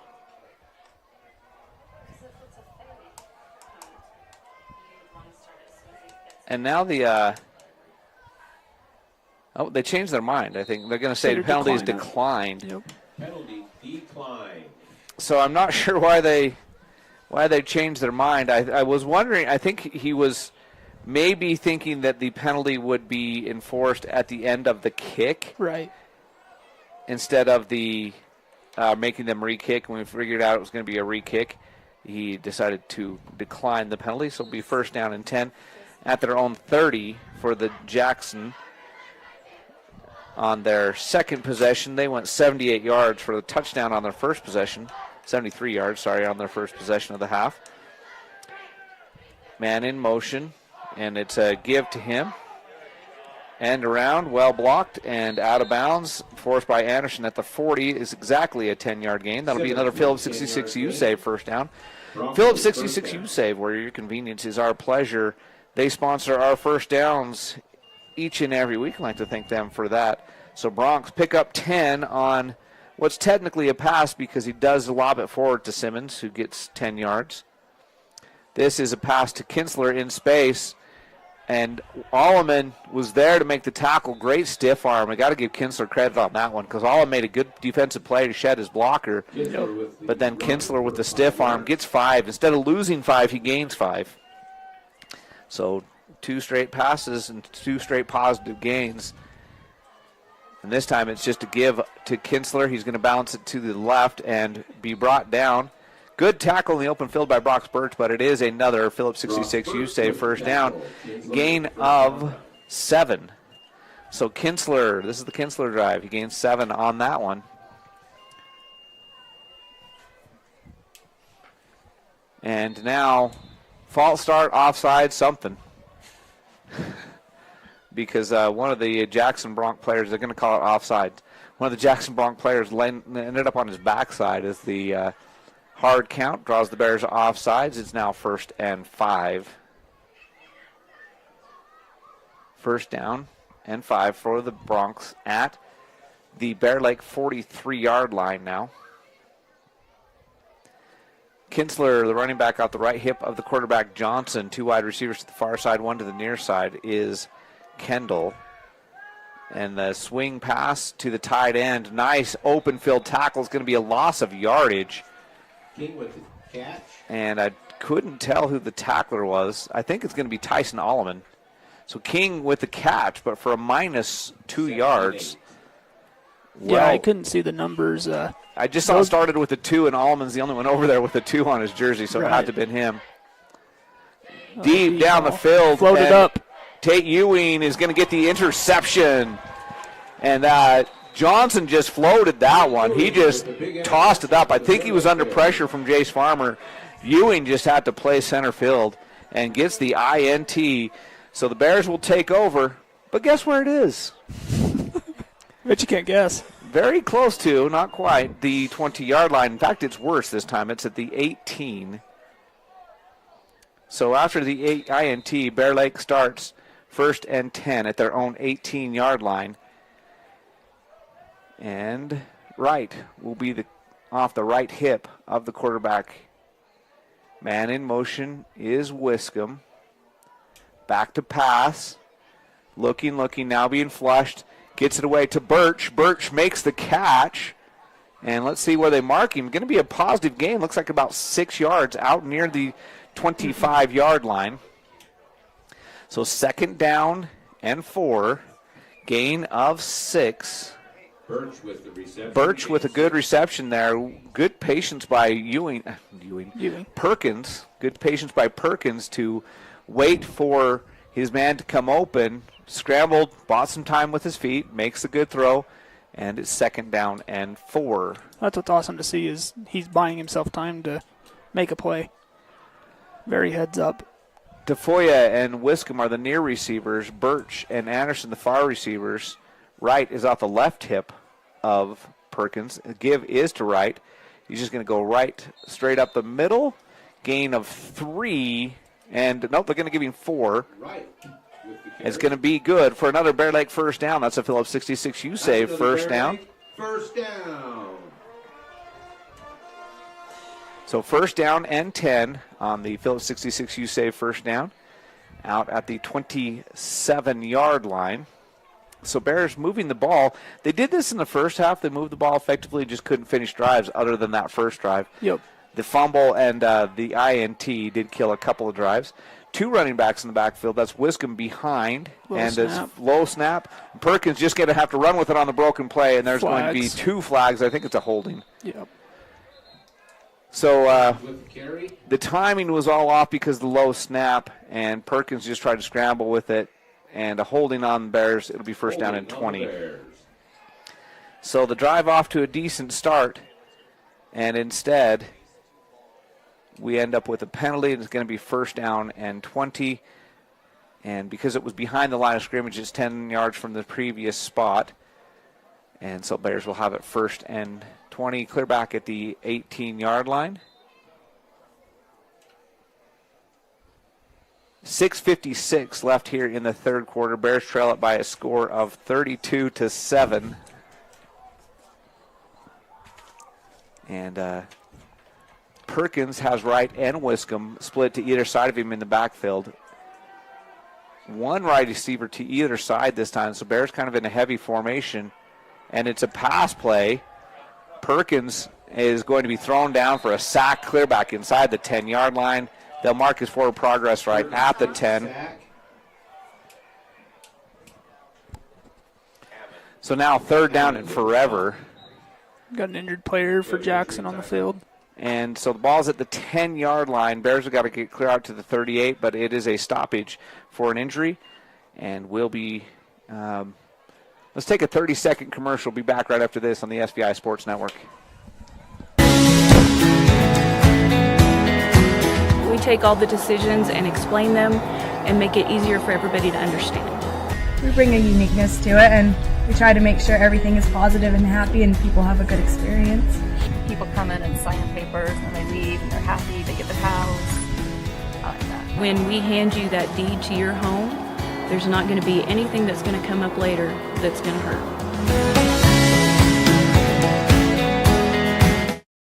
Your home for the Bear Lake Bears. This is SVI 4 and the Wave, all part of the SVI Sports Network.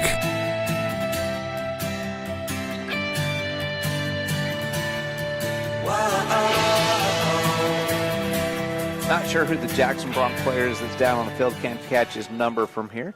But they've got the trainers and the staff out there that are going to help him up. He'll make his way off the field. And that's, I think, number 60. Am I reading that right? It can't be because there's not a number 60 on the roster. 50.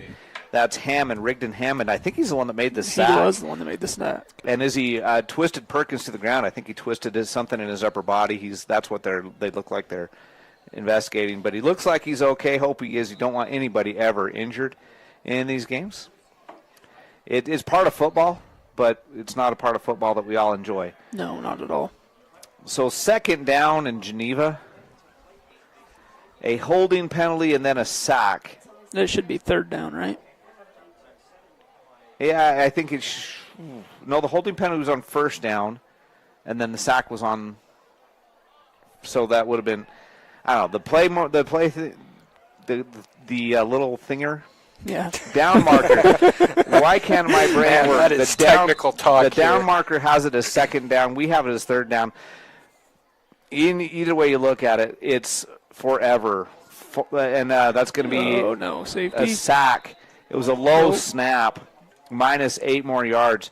He's lucky that you get forward progress. It is 3rd down. Bears need to get to the 38-yard line. They're at their own 2. The low snap caused the sack. So this drive started out promising. A quick 1st down after just 2 plays, a holding, and a couple of sacks. And it is 3rd down, and the Bears need only Afton. Yeah. That's more accurate. Jackson will be halfway home by the time the Bears get this 1st down if they're able to convert. What you don't want to hear is to give up, and the Bears are going to call timeout. So timeout on the field. We'll take it with them. 60-second break on the SVI Sports Network.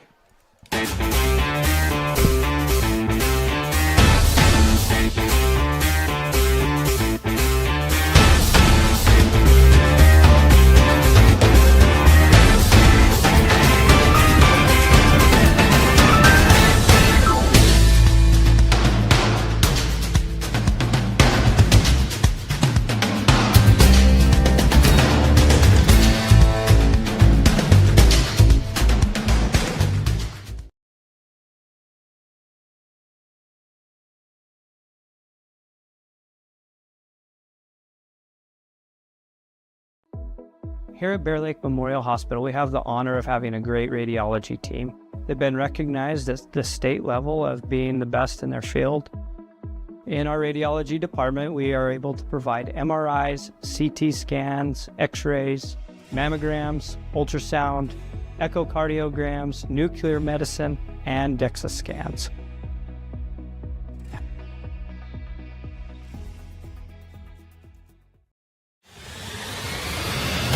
This is live coverage of local high school sports on SVI Media and the SVI Sports Network. 3rd down and 36, facing the Bear Lake Bears from their own 2-yard line. 2 running backs in the backfield to protect Perkins. He's just going to give it off to Wiscombe. Wiscombe's trying to find some room to punt is what that play is about. Don't want to give up another sack. Wiscombe's going to gain 2, so it'll be 4th down and Afton. On the 2-yard run, Wiscombe will now be the punter. And that play was about giving him room to punt. So he'll still punt from the back of his own end zone. And great field position pending here for Jackson if something drastic doesn't happen. Let's see a perfect snap right here. Yeah, this is a time when you can't afford to make a mistake. Here's the snap. He gets it away. Short, end over end. Might have been partially blocked. And it's going to roll dead at the 31, 32-yard line. So even the kick, which might have been partially blocked, did not go far enough to get a 1st down. And I'm not the laughter is just it's true. It's one of those things where it was an okay punt, not a great punt, potentially partially blocked. But when you're for the back of your own end zone and you're just happy to get it away, and with 4:56 left here in the 3rd quarter, first quarter took forever. This 3rd quarter seems to be taking forever. Yep. The Jackson Broncs have the ball back. They actually gained yardage on the exchange of possessions there. Yep. They threw an interception. We punted it right back to them, and in the process, they have better field position than they had. 1st down and 10 at the Bear Lake 32-yard line. Handoff is to Kinsler, and Kinsler is into the end zone for a touchdown. Kinsler goes 32 yards. With a 32-yard run. And he is electric. He is. He's fast. He really is. Once he hits a hole, he is gone. And that makes the score 39 38. 38, sorry, 38. I can math. 38-7. Bears once had a 7-point lead in this game. 38 unanswered points have been rattled off by the Bronx. PAT pending. And it looks like number 20 this time. They alternate their kickers. This is Flanagan. That's who kicked last time. So Flanagan out there for the PAT. The left foot kicker up and good. That pushes your score to 39-7. We'll be back at the kickoff after this on the SVI Sports Network. Bear Lake Drug in Montpelier is your full-service pharmacy, including prescription refills and medications. Bear Lake Drug also offers services such as rapid strep test, rapid influenza test, and medication synchronization. Ask your pharmacist for more details at Bear Lake Drug on Washington Street in Montpelier. Visit BearLakeDrugID.com. That's BearLakeDrugID.com. It's your local drugstore and a whole lot more. Bear Lake Drug. Our PT department is comprised of physical therapy, occupational therapy, speech therapy. We also have pelvic floor that we do. Physical therapy helps in multiple settings. They assist in the skilled nursing facility, the manor, the home health, along with helping out with both preoperative and postoperative. Make sure that you have the best outcome with your surgery and your way of life going forward.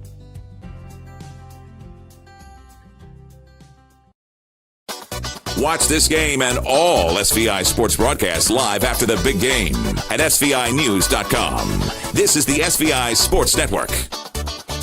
Baylaw gets a foot into it. It's going to be a low line drive kick. It will go into the end zone for the touchback. That one hit about the 10-yard line, took a bounce, and into the end zone for the touchback. So Bear Lake Bears will start at their own 20. That seems to be the theme. First and 10. And the Bears kind of self-inflicted on that last drive. The holding penalty, the low snap, and the sack went from promising field position out across the 30 after the interception to turning the ball over after the punt, and one play later, the Bear Lake Memorial Healthcare scoreboard added a touchdown for the Bronx on the 32-yard run by Kinsler. And here we go. Two running backs in the backfield. It's Wright and Wiscombe. The handoff is to Wiscombe. He's going to follow a blocker around the edge, cut it upfield, gain some positive yardage. Good run there by Caleb Wiscombe. And the lead blocker on that play out in front of him was Gabe Goostree. And it's a 3-yard run for Wiscombe. 2nd and 7. And Goostree got out there in space and was moving pretty good, and Wiscombe just followed him upfield, gains positive yardage on first down. He was actually pursued from the backside. I don't know if you noticed that. And Goostree came from his tackle position, the right tackle position, to pull on that one. Good job. And back to pass is Perkins looking for a quick hitter. He gets it to Birch. And Birch goes forward for another Phillips 66U save, first down. Gain of 12 on the catch and throw. That was just good play call there. And Birch found a little soft spot in the defense, sat down. And Perkins hit him on time. Gain of 12. And it's first down and 10. Another Phillips 66U save, first down. Phillips 66U save. Live to the full, where your convenience is our pleasure. Bad snap. Perkins picks it up. He's still got time to pass. Good protection. And now he's just going to throw it away. He's out of the pocket, and it goes past the line of scrimmage, so it's not intentional grounding. And it'll be 2nd and 10. Incomplete. We'll have 2nd and 10. So 3:33 left in the third quarter after the incompletion. And that's just good awareness by Perkins there just to get that ball away, get it out past the line of scrimmage so it's not an intentional grounding.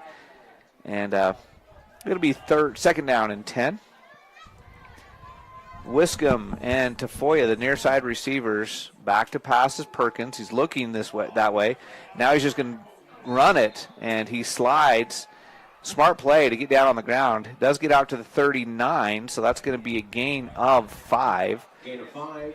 Nice run there, run play on the quarterback keeper, yeah. That was a good idea to get downfield and a good idea to get down on the ground before he got his head taken off. A great tackle there by Jackson. 3rd down and 5. That's a lot more manageable now than if you take the sack or throw it away right there. Yep. Argyle and Anderson on the near side. This time Wiscombe and Tafoya to the far side. Back to pass is Perkins. He's going to have to just tuck it and get sacked. As the protection broke down early. Loss of yardage. We'll have 4th and 9. So 4th and 9 after the -4 on the sack. So that brings up 4th down and 9.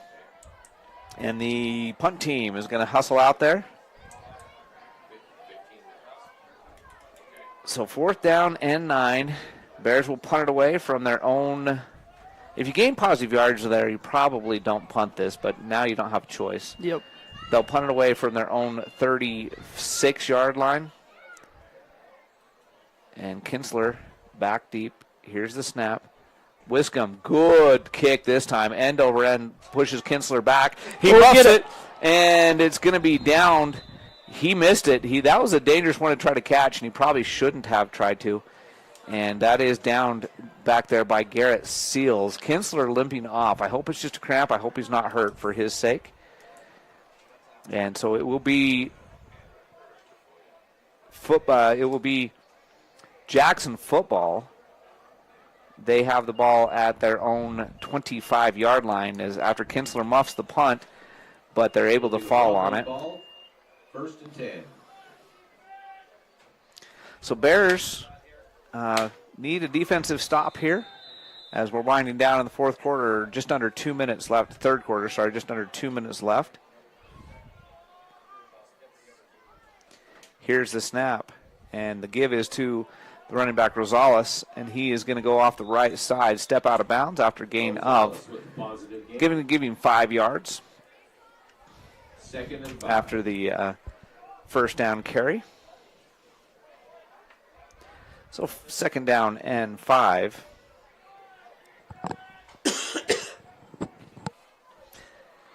Rosales, the running back again, and he's going to try to bounce it to the outside. He'll make a man miss and pick up 7 yards. Jace Farmer, Brox Birch bring him down. It's another Phillips 66 U-Save first down on the run by Rosales.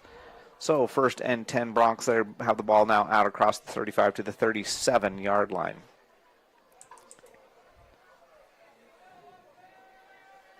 This hurry-up offense is really throwing a wrench. I feel like we can never really get reset. They do huddle up that time, but most of the time they don't even huddle up. They're just straight back to the line. 3 wide receivers to the near side. Give us to Rosales to the near side. Makes a man miss in the backfield and is going to gain a little bit of yardage, but not much, and there's 2 flags on the play. I think we're going to get a holding on the Bronx and then a late hit out of bounds on the Bears. So I think penalties will offset. We'll replay the down. Is what I would think, unless the dead ball penalty, unless they enforce both because one was dead ball. And that's exactly what they call. Penalties offset, replay the down, so it'll be 1st down and 10 still. That ref threw his hat. Yeah, he flew.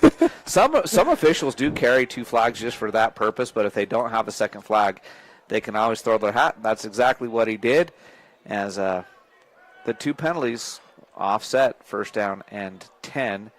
Again, just like the get down never happened.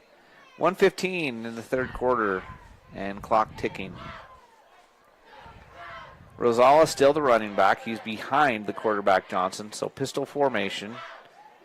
Give is to Rosales, and he is going to get the 1st down. And not much more, but he does get about 11 yards. With the 1st down carry for the so 1st and 10. That's another Phillips 66 U-Save 1st down for Rosales.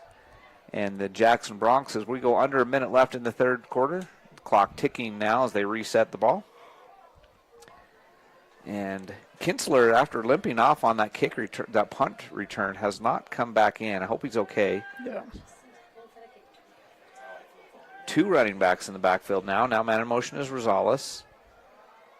And then he'll walk back and they'll reset the play. 1st down and 10. Rosales now behind the quarterback Johnson. It's a quick screen, and he has to go down on the ground to catch it, so it's going to go as an incomplete pass. That's too bad for Bear Lake that it's incomplete. They would have lost yardage on it. He went to the ground to catch it and was about 2 yards behind the line of scrimmage, so it goes as an incomplete pass in 2nd down and 10.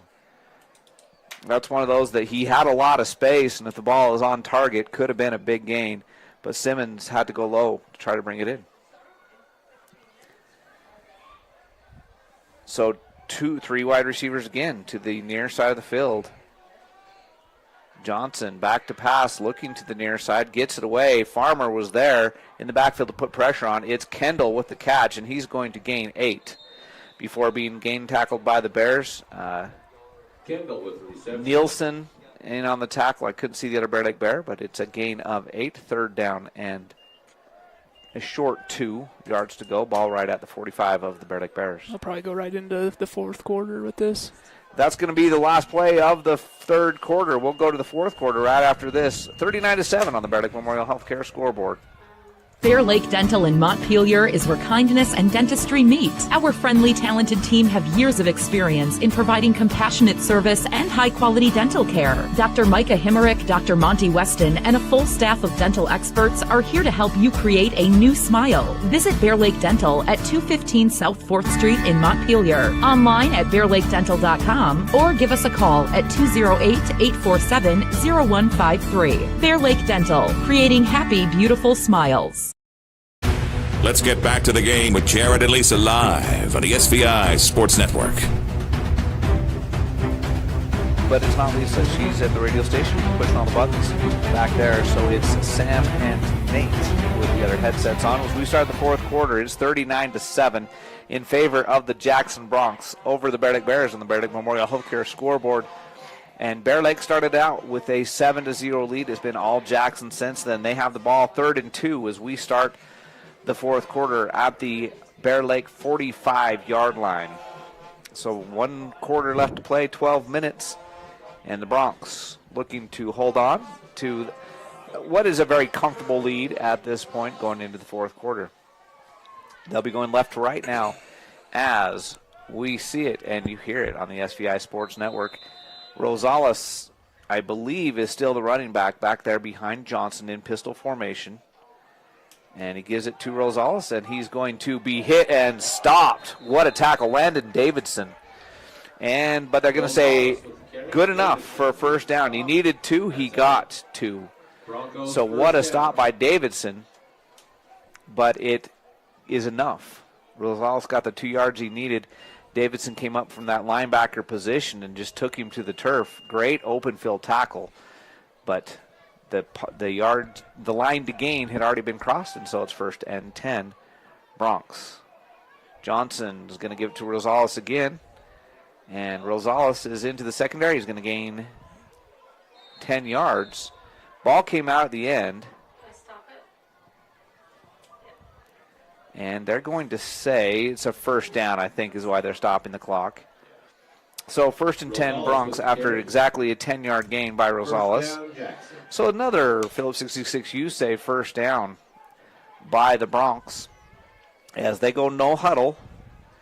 And there's 11:15 here left in the game. As they go inside the 35-yard line now to the 33. Rosales off the left hip of Johnson. He's going to give it to Rosales. He's going to bounce it to the right. And there's going to be a holding call, and Rosales is going to gain just about 2 yards. But the flag down on the play will stop the clock. What a pursuit by the Bears on that one. Great. Literally all you could see was blue jerseys flying at him.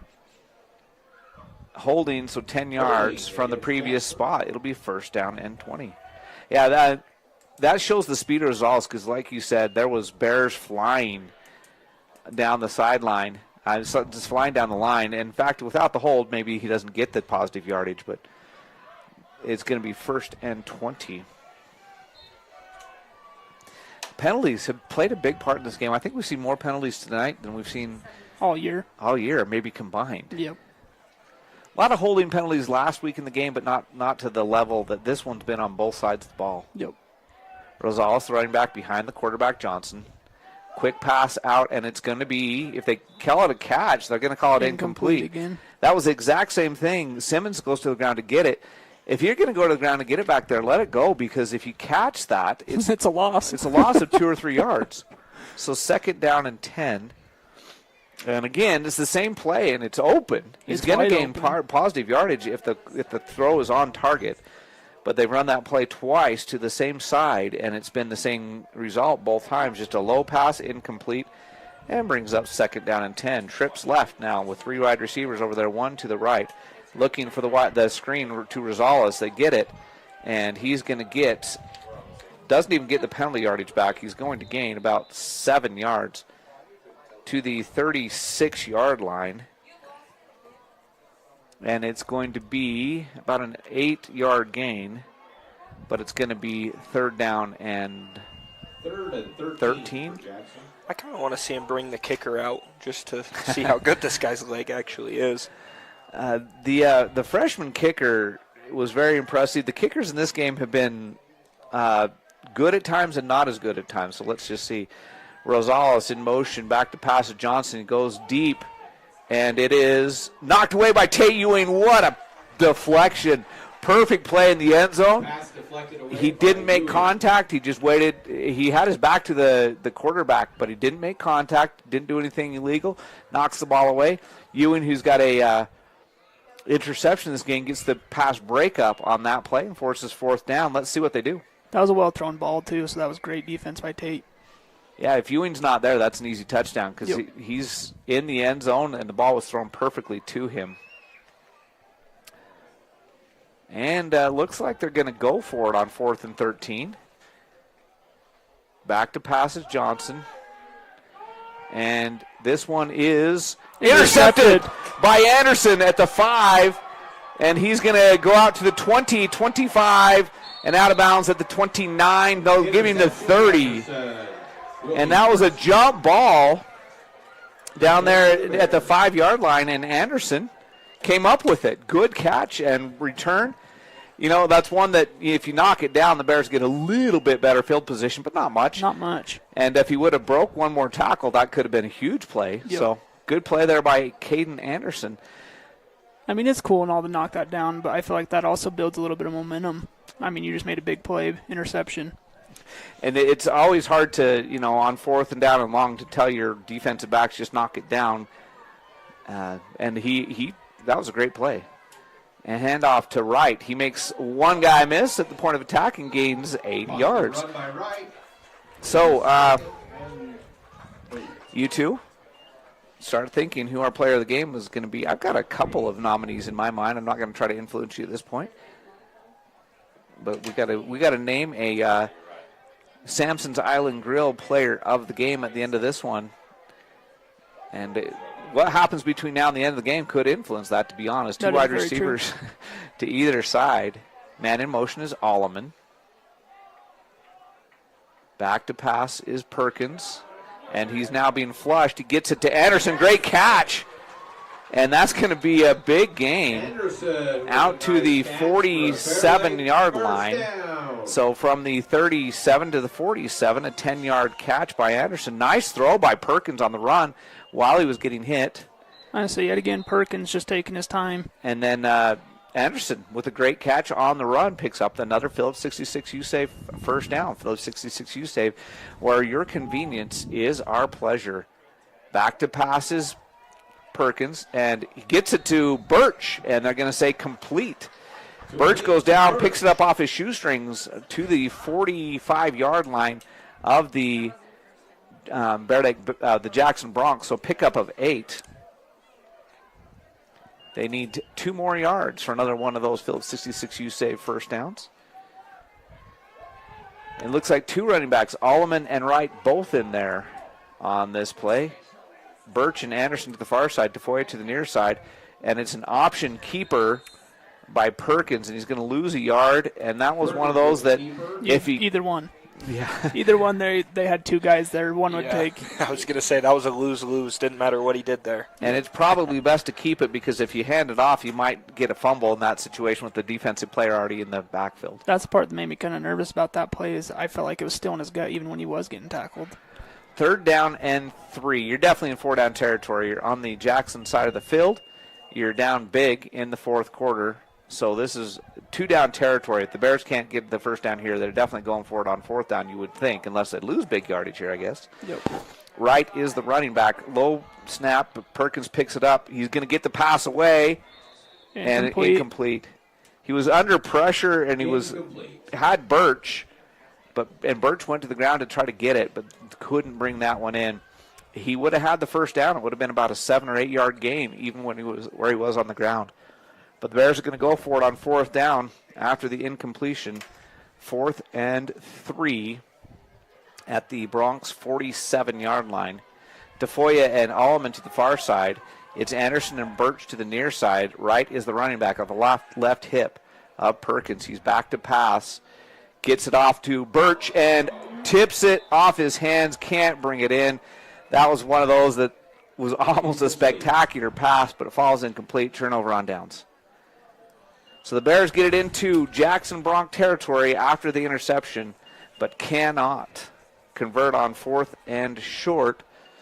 It's Jackson football.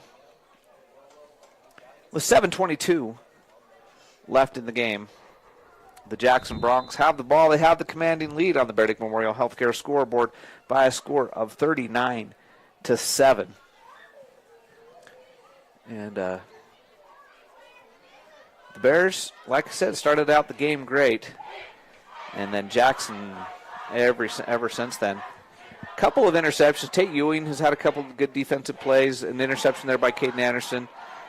Perkins, in his first start as quarterback, has played well, but the Bears falling short here as Johnson quickly gets it out to Simmons, and he steps out of bounds, but he's going to gain 10 yards. 10 yards on the catch and run. That's that play that twice has gone for the incompletion. That's what I was about to say. You know, that play that we've watched twice that has almost been negative yards? There it is.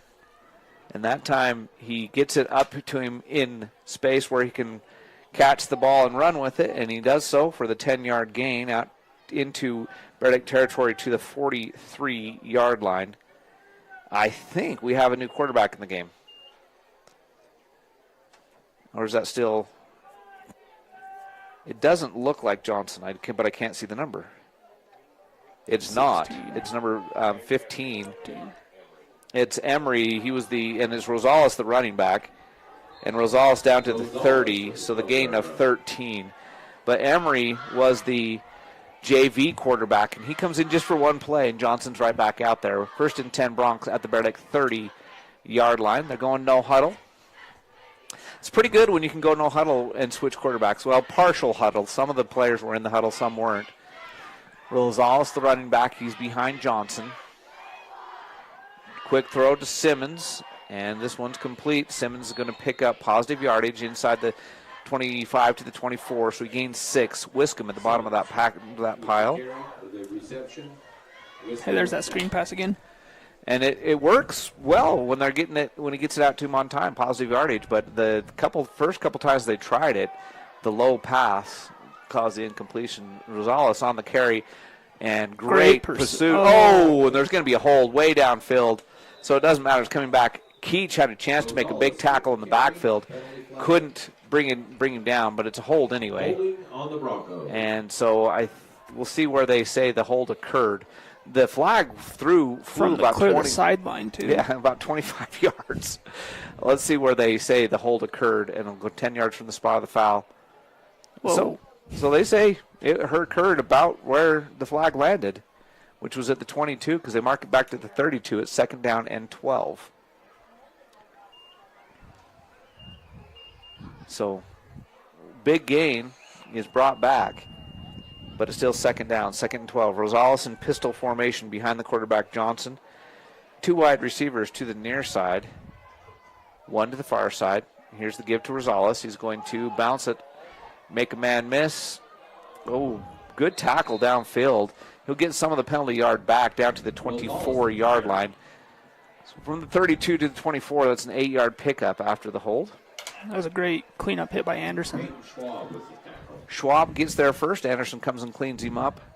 And it's 3rd down and 4.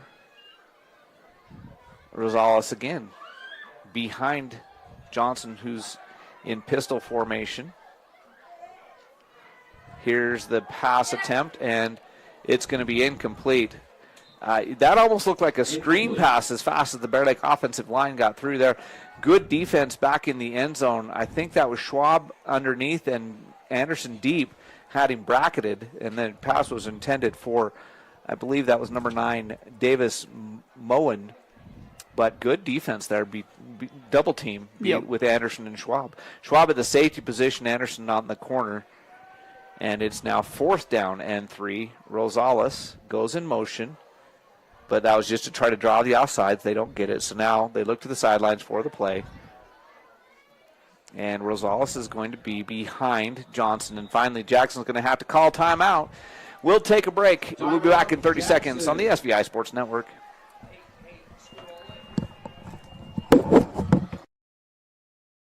I'm Ben Olson. I'm an orthopedic surgeon and just joined Bear Lake Memorial. I'm originally from here in Bear Lake, graduated in 1997, went to undergrad in Pocatello at Idaho State, went to med school in Missouri, residency in Ohio, practiced in Northeastern Oregon for the last 11 years. I'm excited to come back home. You kind of grow up doing a lot of outdoor stuff like hiking and hunting and fishing, and that's kind of what we would do as a family. Now, as your kids get older, your life is focused around them, so then you chase them around with all their sporting activities, and that's been a lot of fun. Probably the thing I love the most is taking somebody that can't find relief and offering them a surgical alternative and seeing the change that can happen. My goal for my patients is to earn your trust and take you through that journey and offer them some relief from what they're suffering from.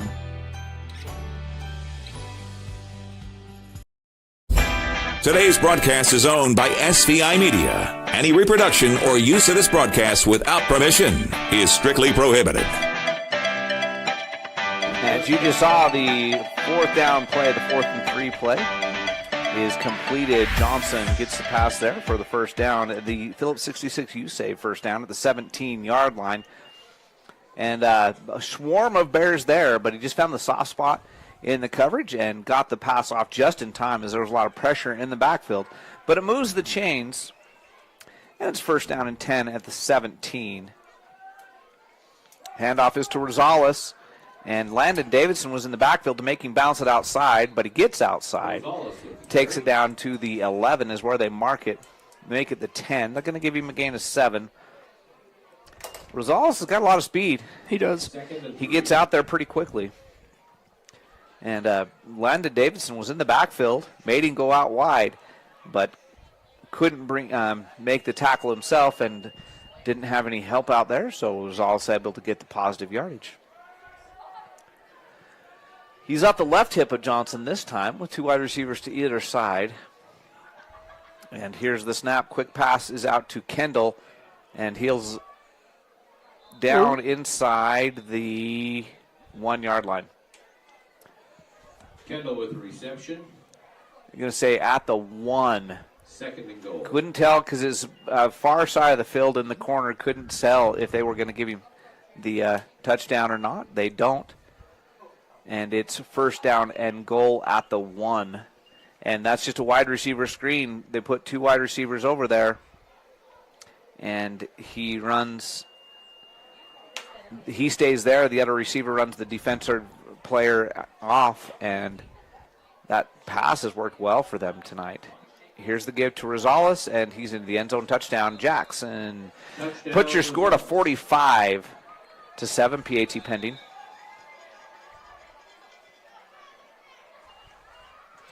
Rosales came in for Kinsler. When Kinsler went down on that punt return, it kind of limped off, and they haven't missed a beat. Rosales has done a fantastic job in relief. PAT attempt is going to be by Flanagan. It's up and no good. No good. No good on the PAT. So the score will remain 45-7. And the Bears will get the ball back after this. We'll take a 30-second break before the kickoff. Live coverage of Bear Lake High School sports on the SVI Sports Network is presented by Flying S Title and Escrow, whatever it takes. Stephen Hammond Dental, local family dentistry. Gary Tusher CPA, bookkeeping, tax returns, and payroll, here to help. Lenhart Beverages, proud to support the Bear Lake Bears. And by KVSI The Wave, the Bear Lake Valley's hit music station on 105.3 FM. On the SVI Sports Network.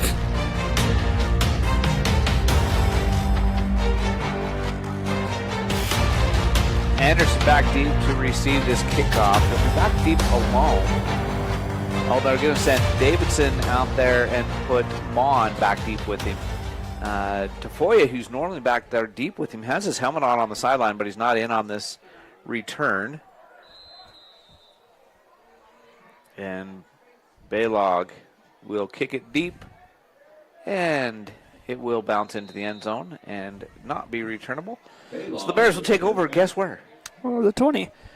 Almost every possession has started at the 20-yard line for the Bear Lake Bears. Even when they've forced punts and turnovers, it has been relatively close to the 20-yard line. It's just been one of those nights. And average starting field position has definitely favored the Jackson Broncs. A lot of new, fresh numbers out there on defense for Jackson. I'm seeing a lot of clean jerseys and a lot of different numbers as they have the commanding 45-7 lead. Here's the snap. Handoff is to 67. It's a Phillips 666 U-Save first down. Joshua Gutierrez. Gutierrez picks up positive yardage. He picks up 12. And you don't see that number in the backfield very often, but Gutierrez gets the carry and gets positive yardage. He'll be the running back again. 2 wide receivers to either side and back to pass, and that was a miscommunication.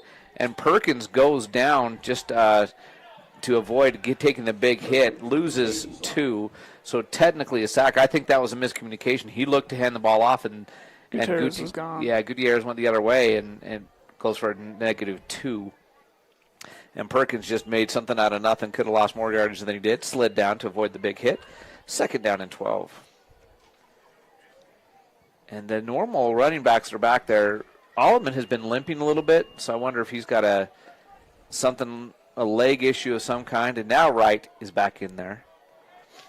So on 2nd and 12, back to pass.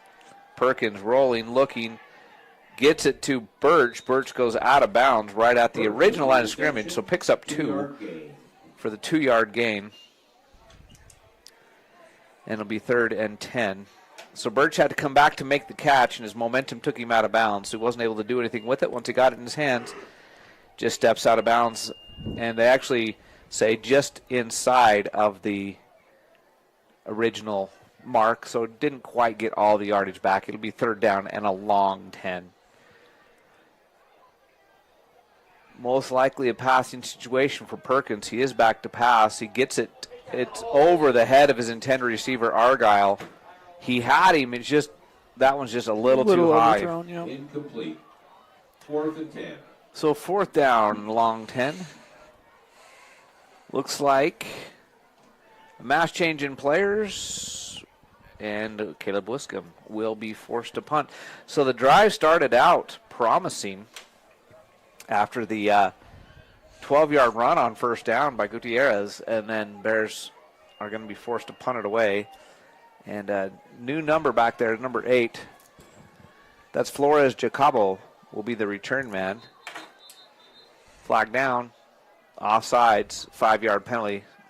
Won't be enough for the first down, but it will give the Bears a little bit better position to punt from.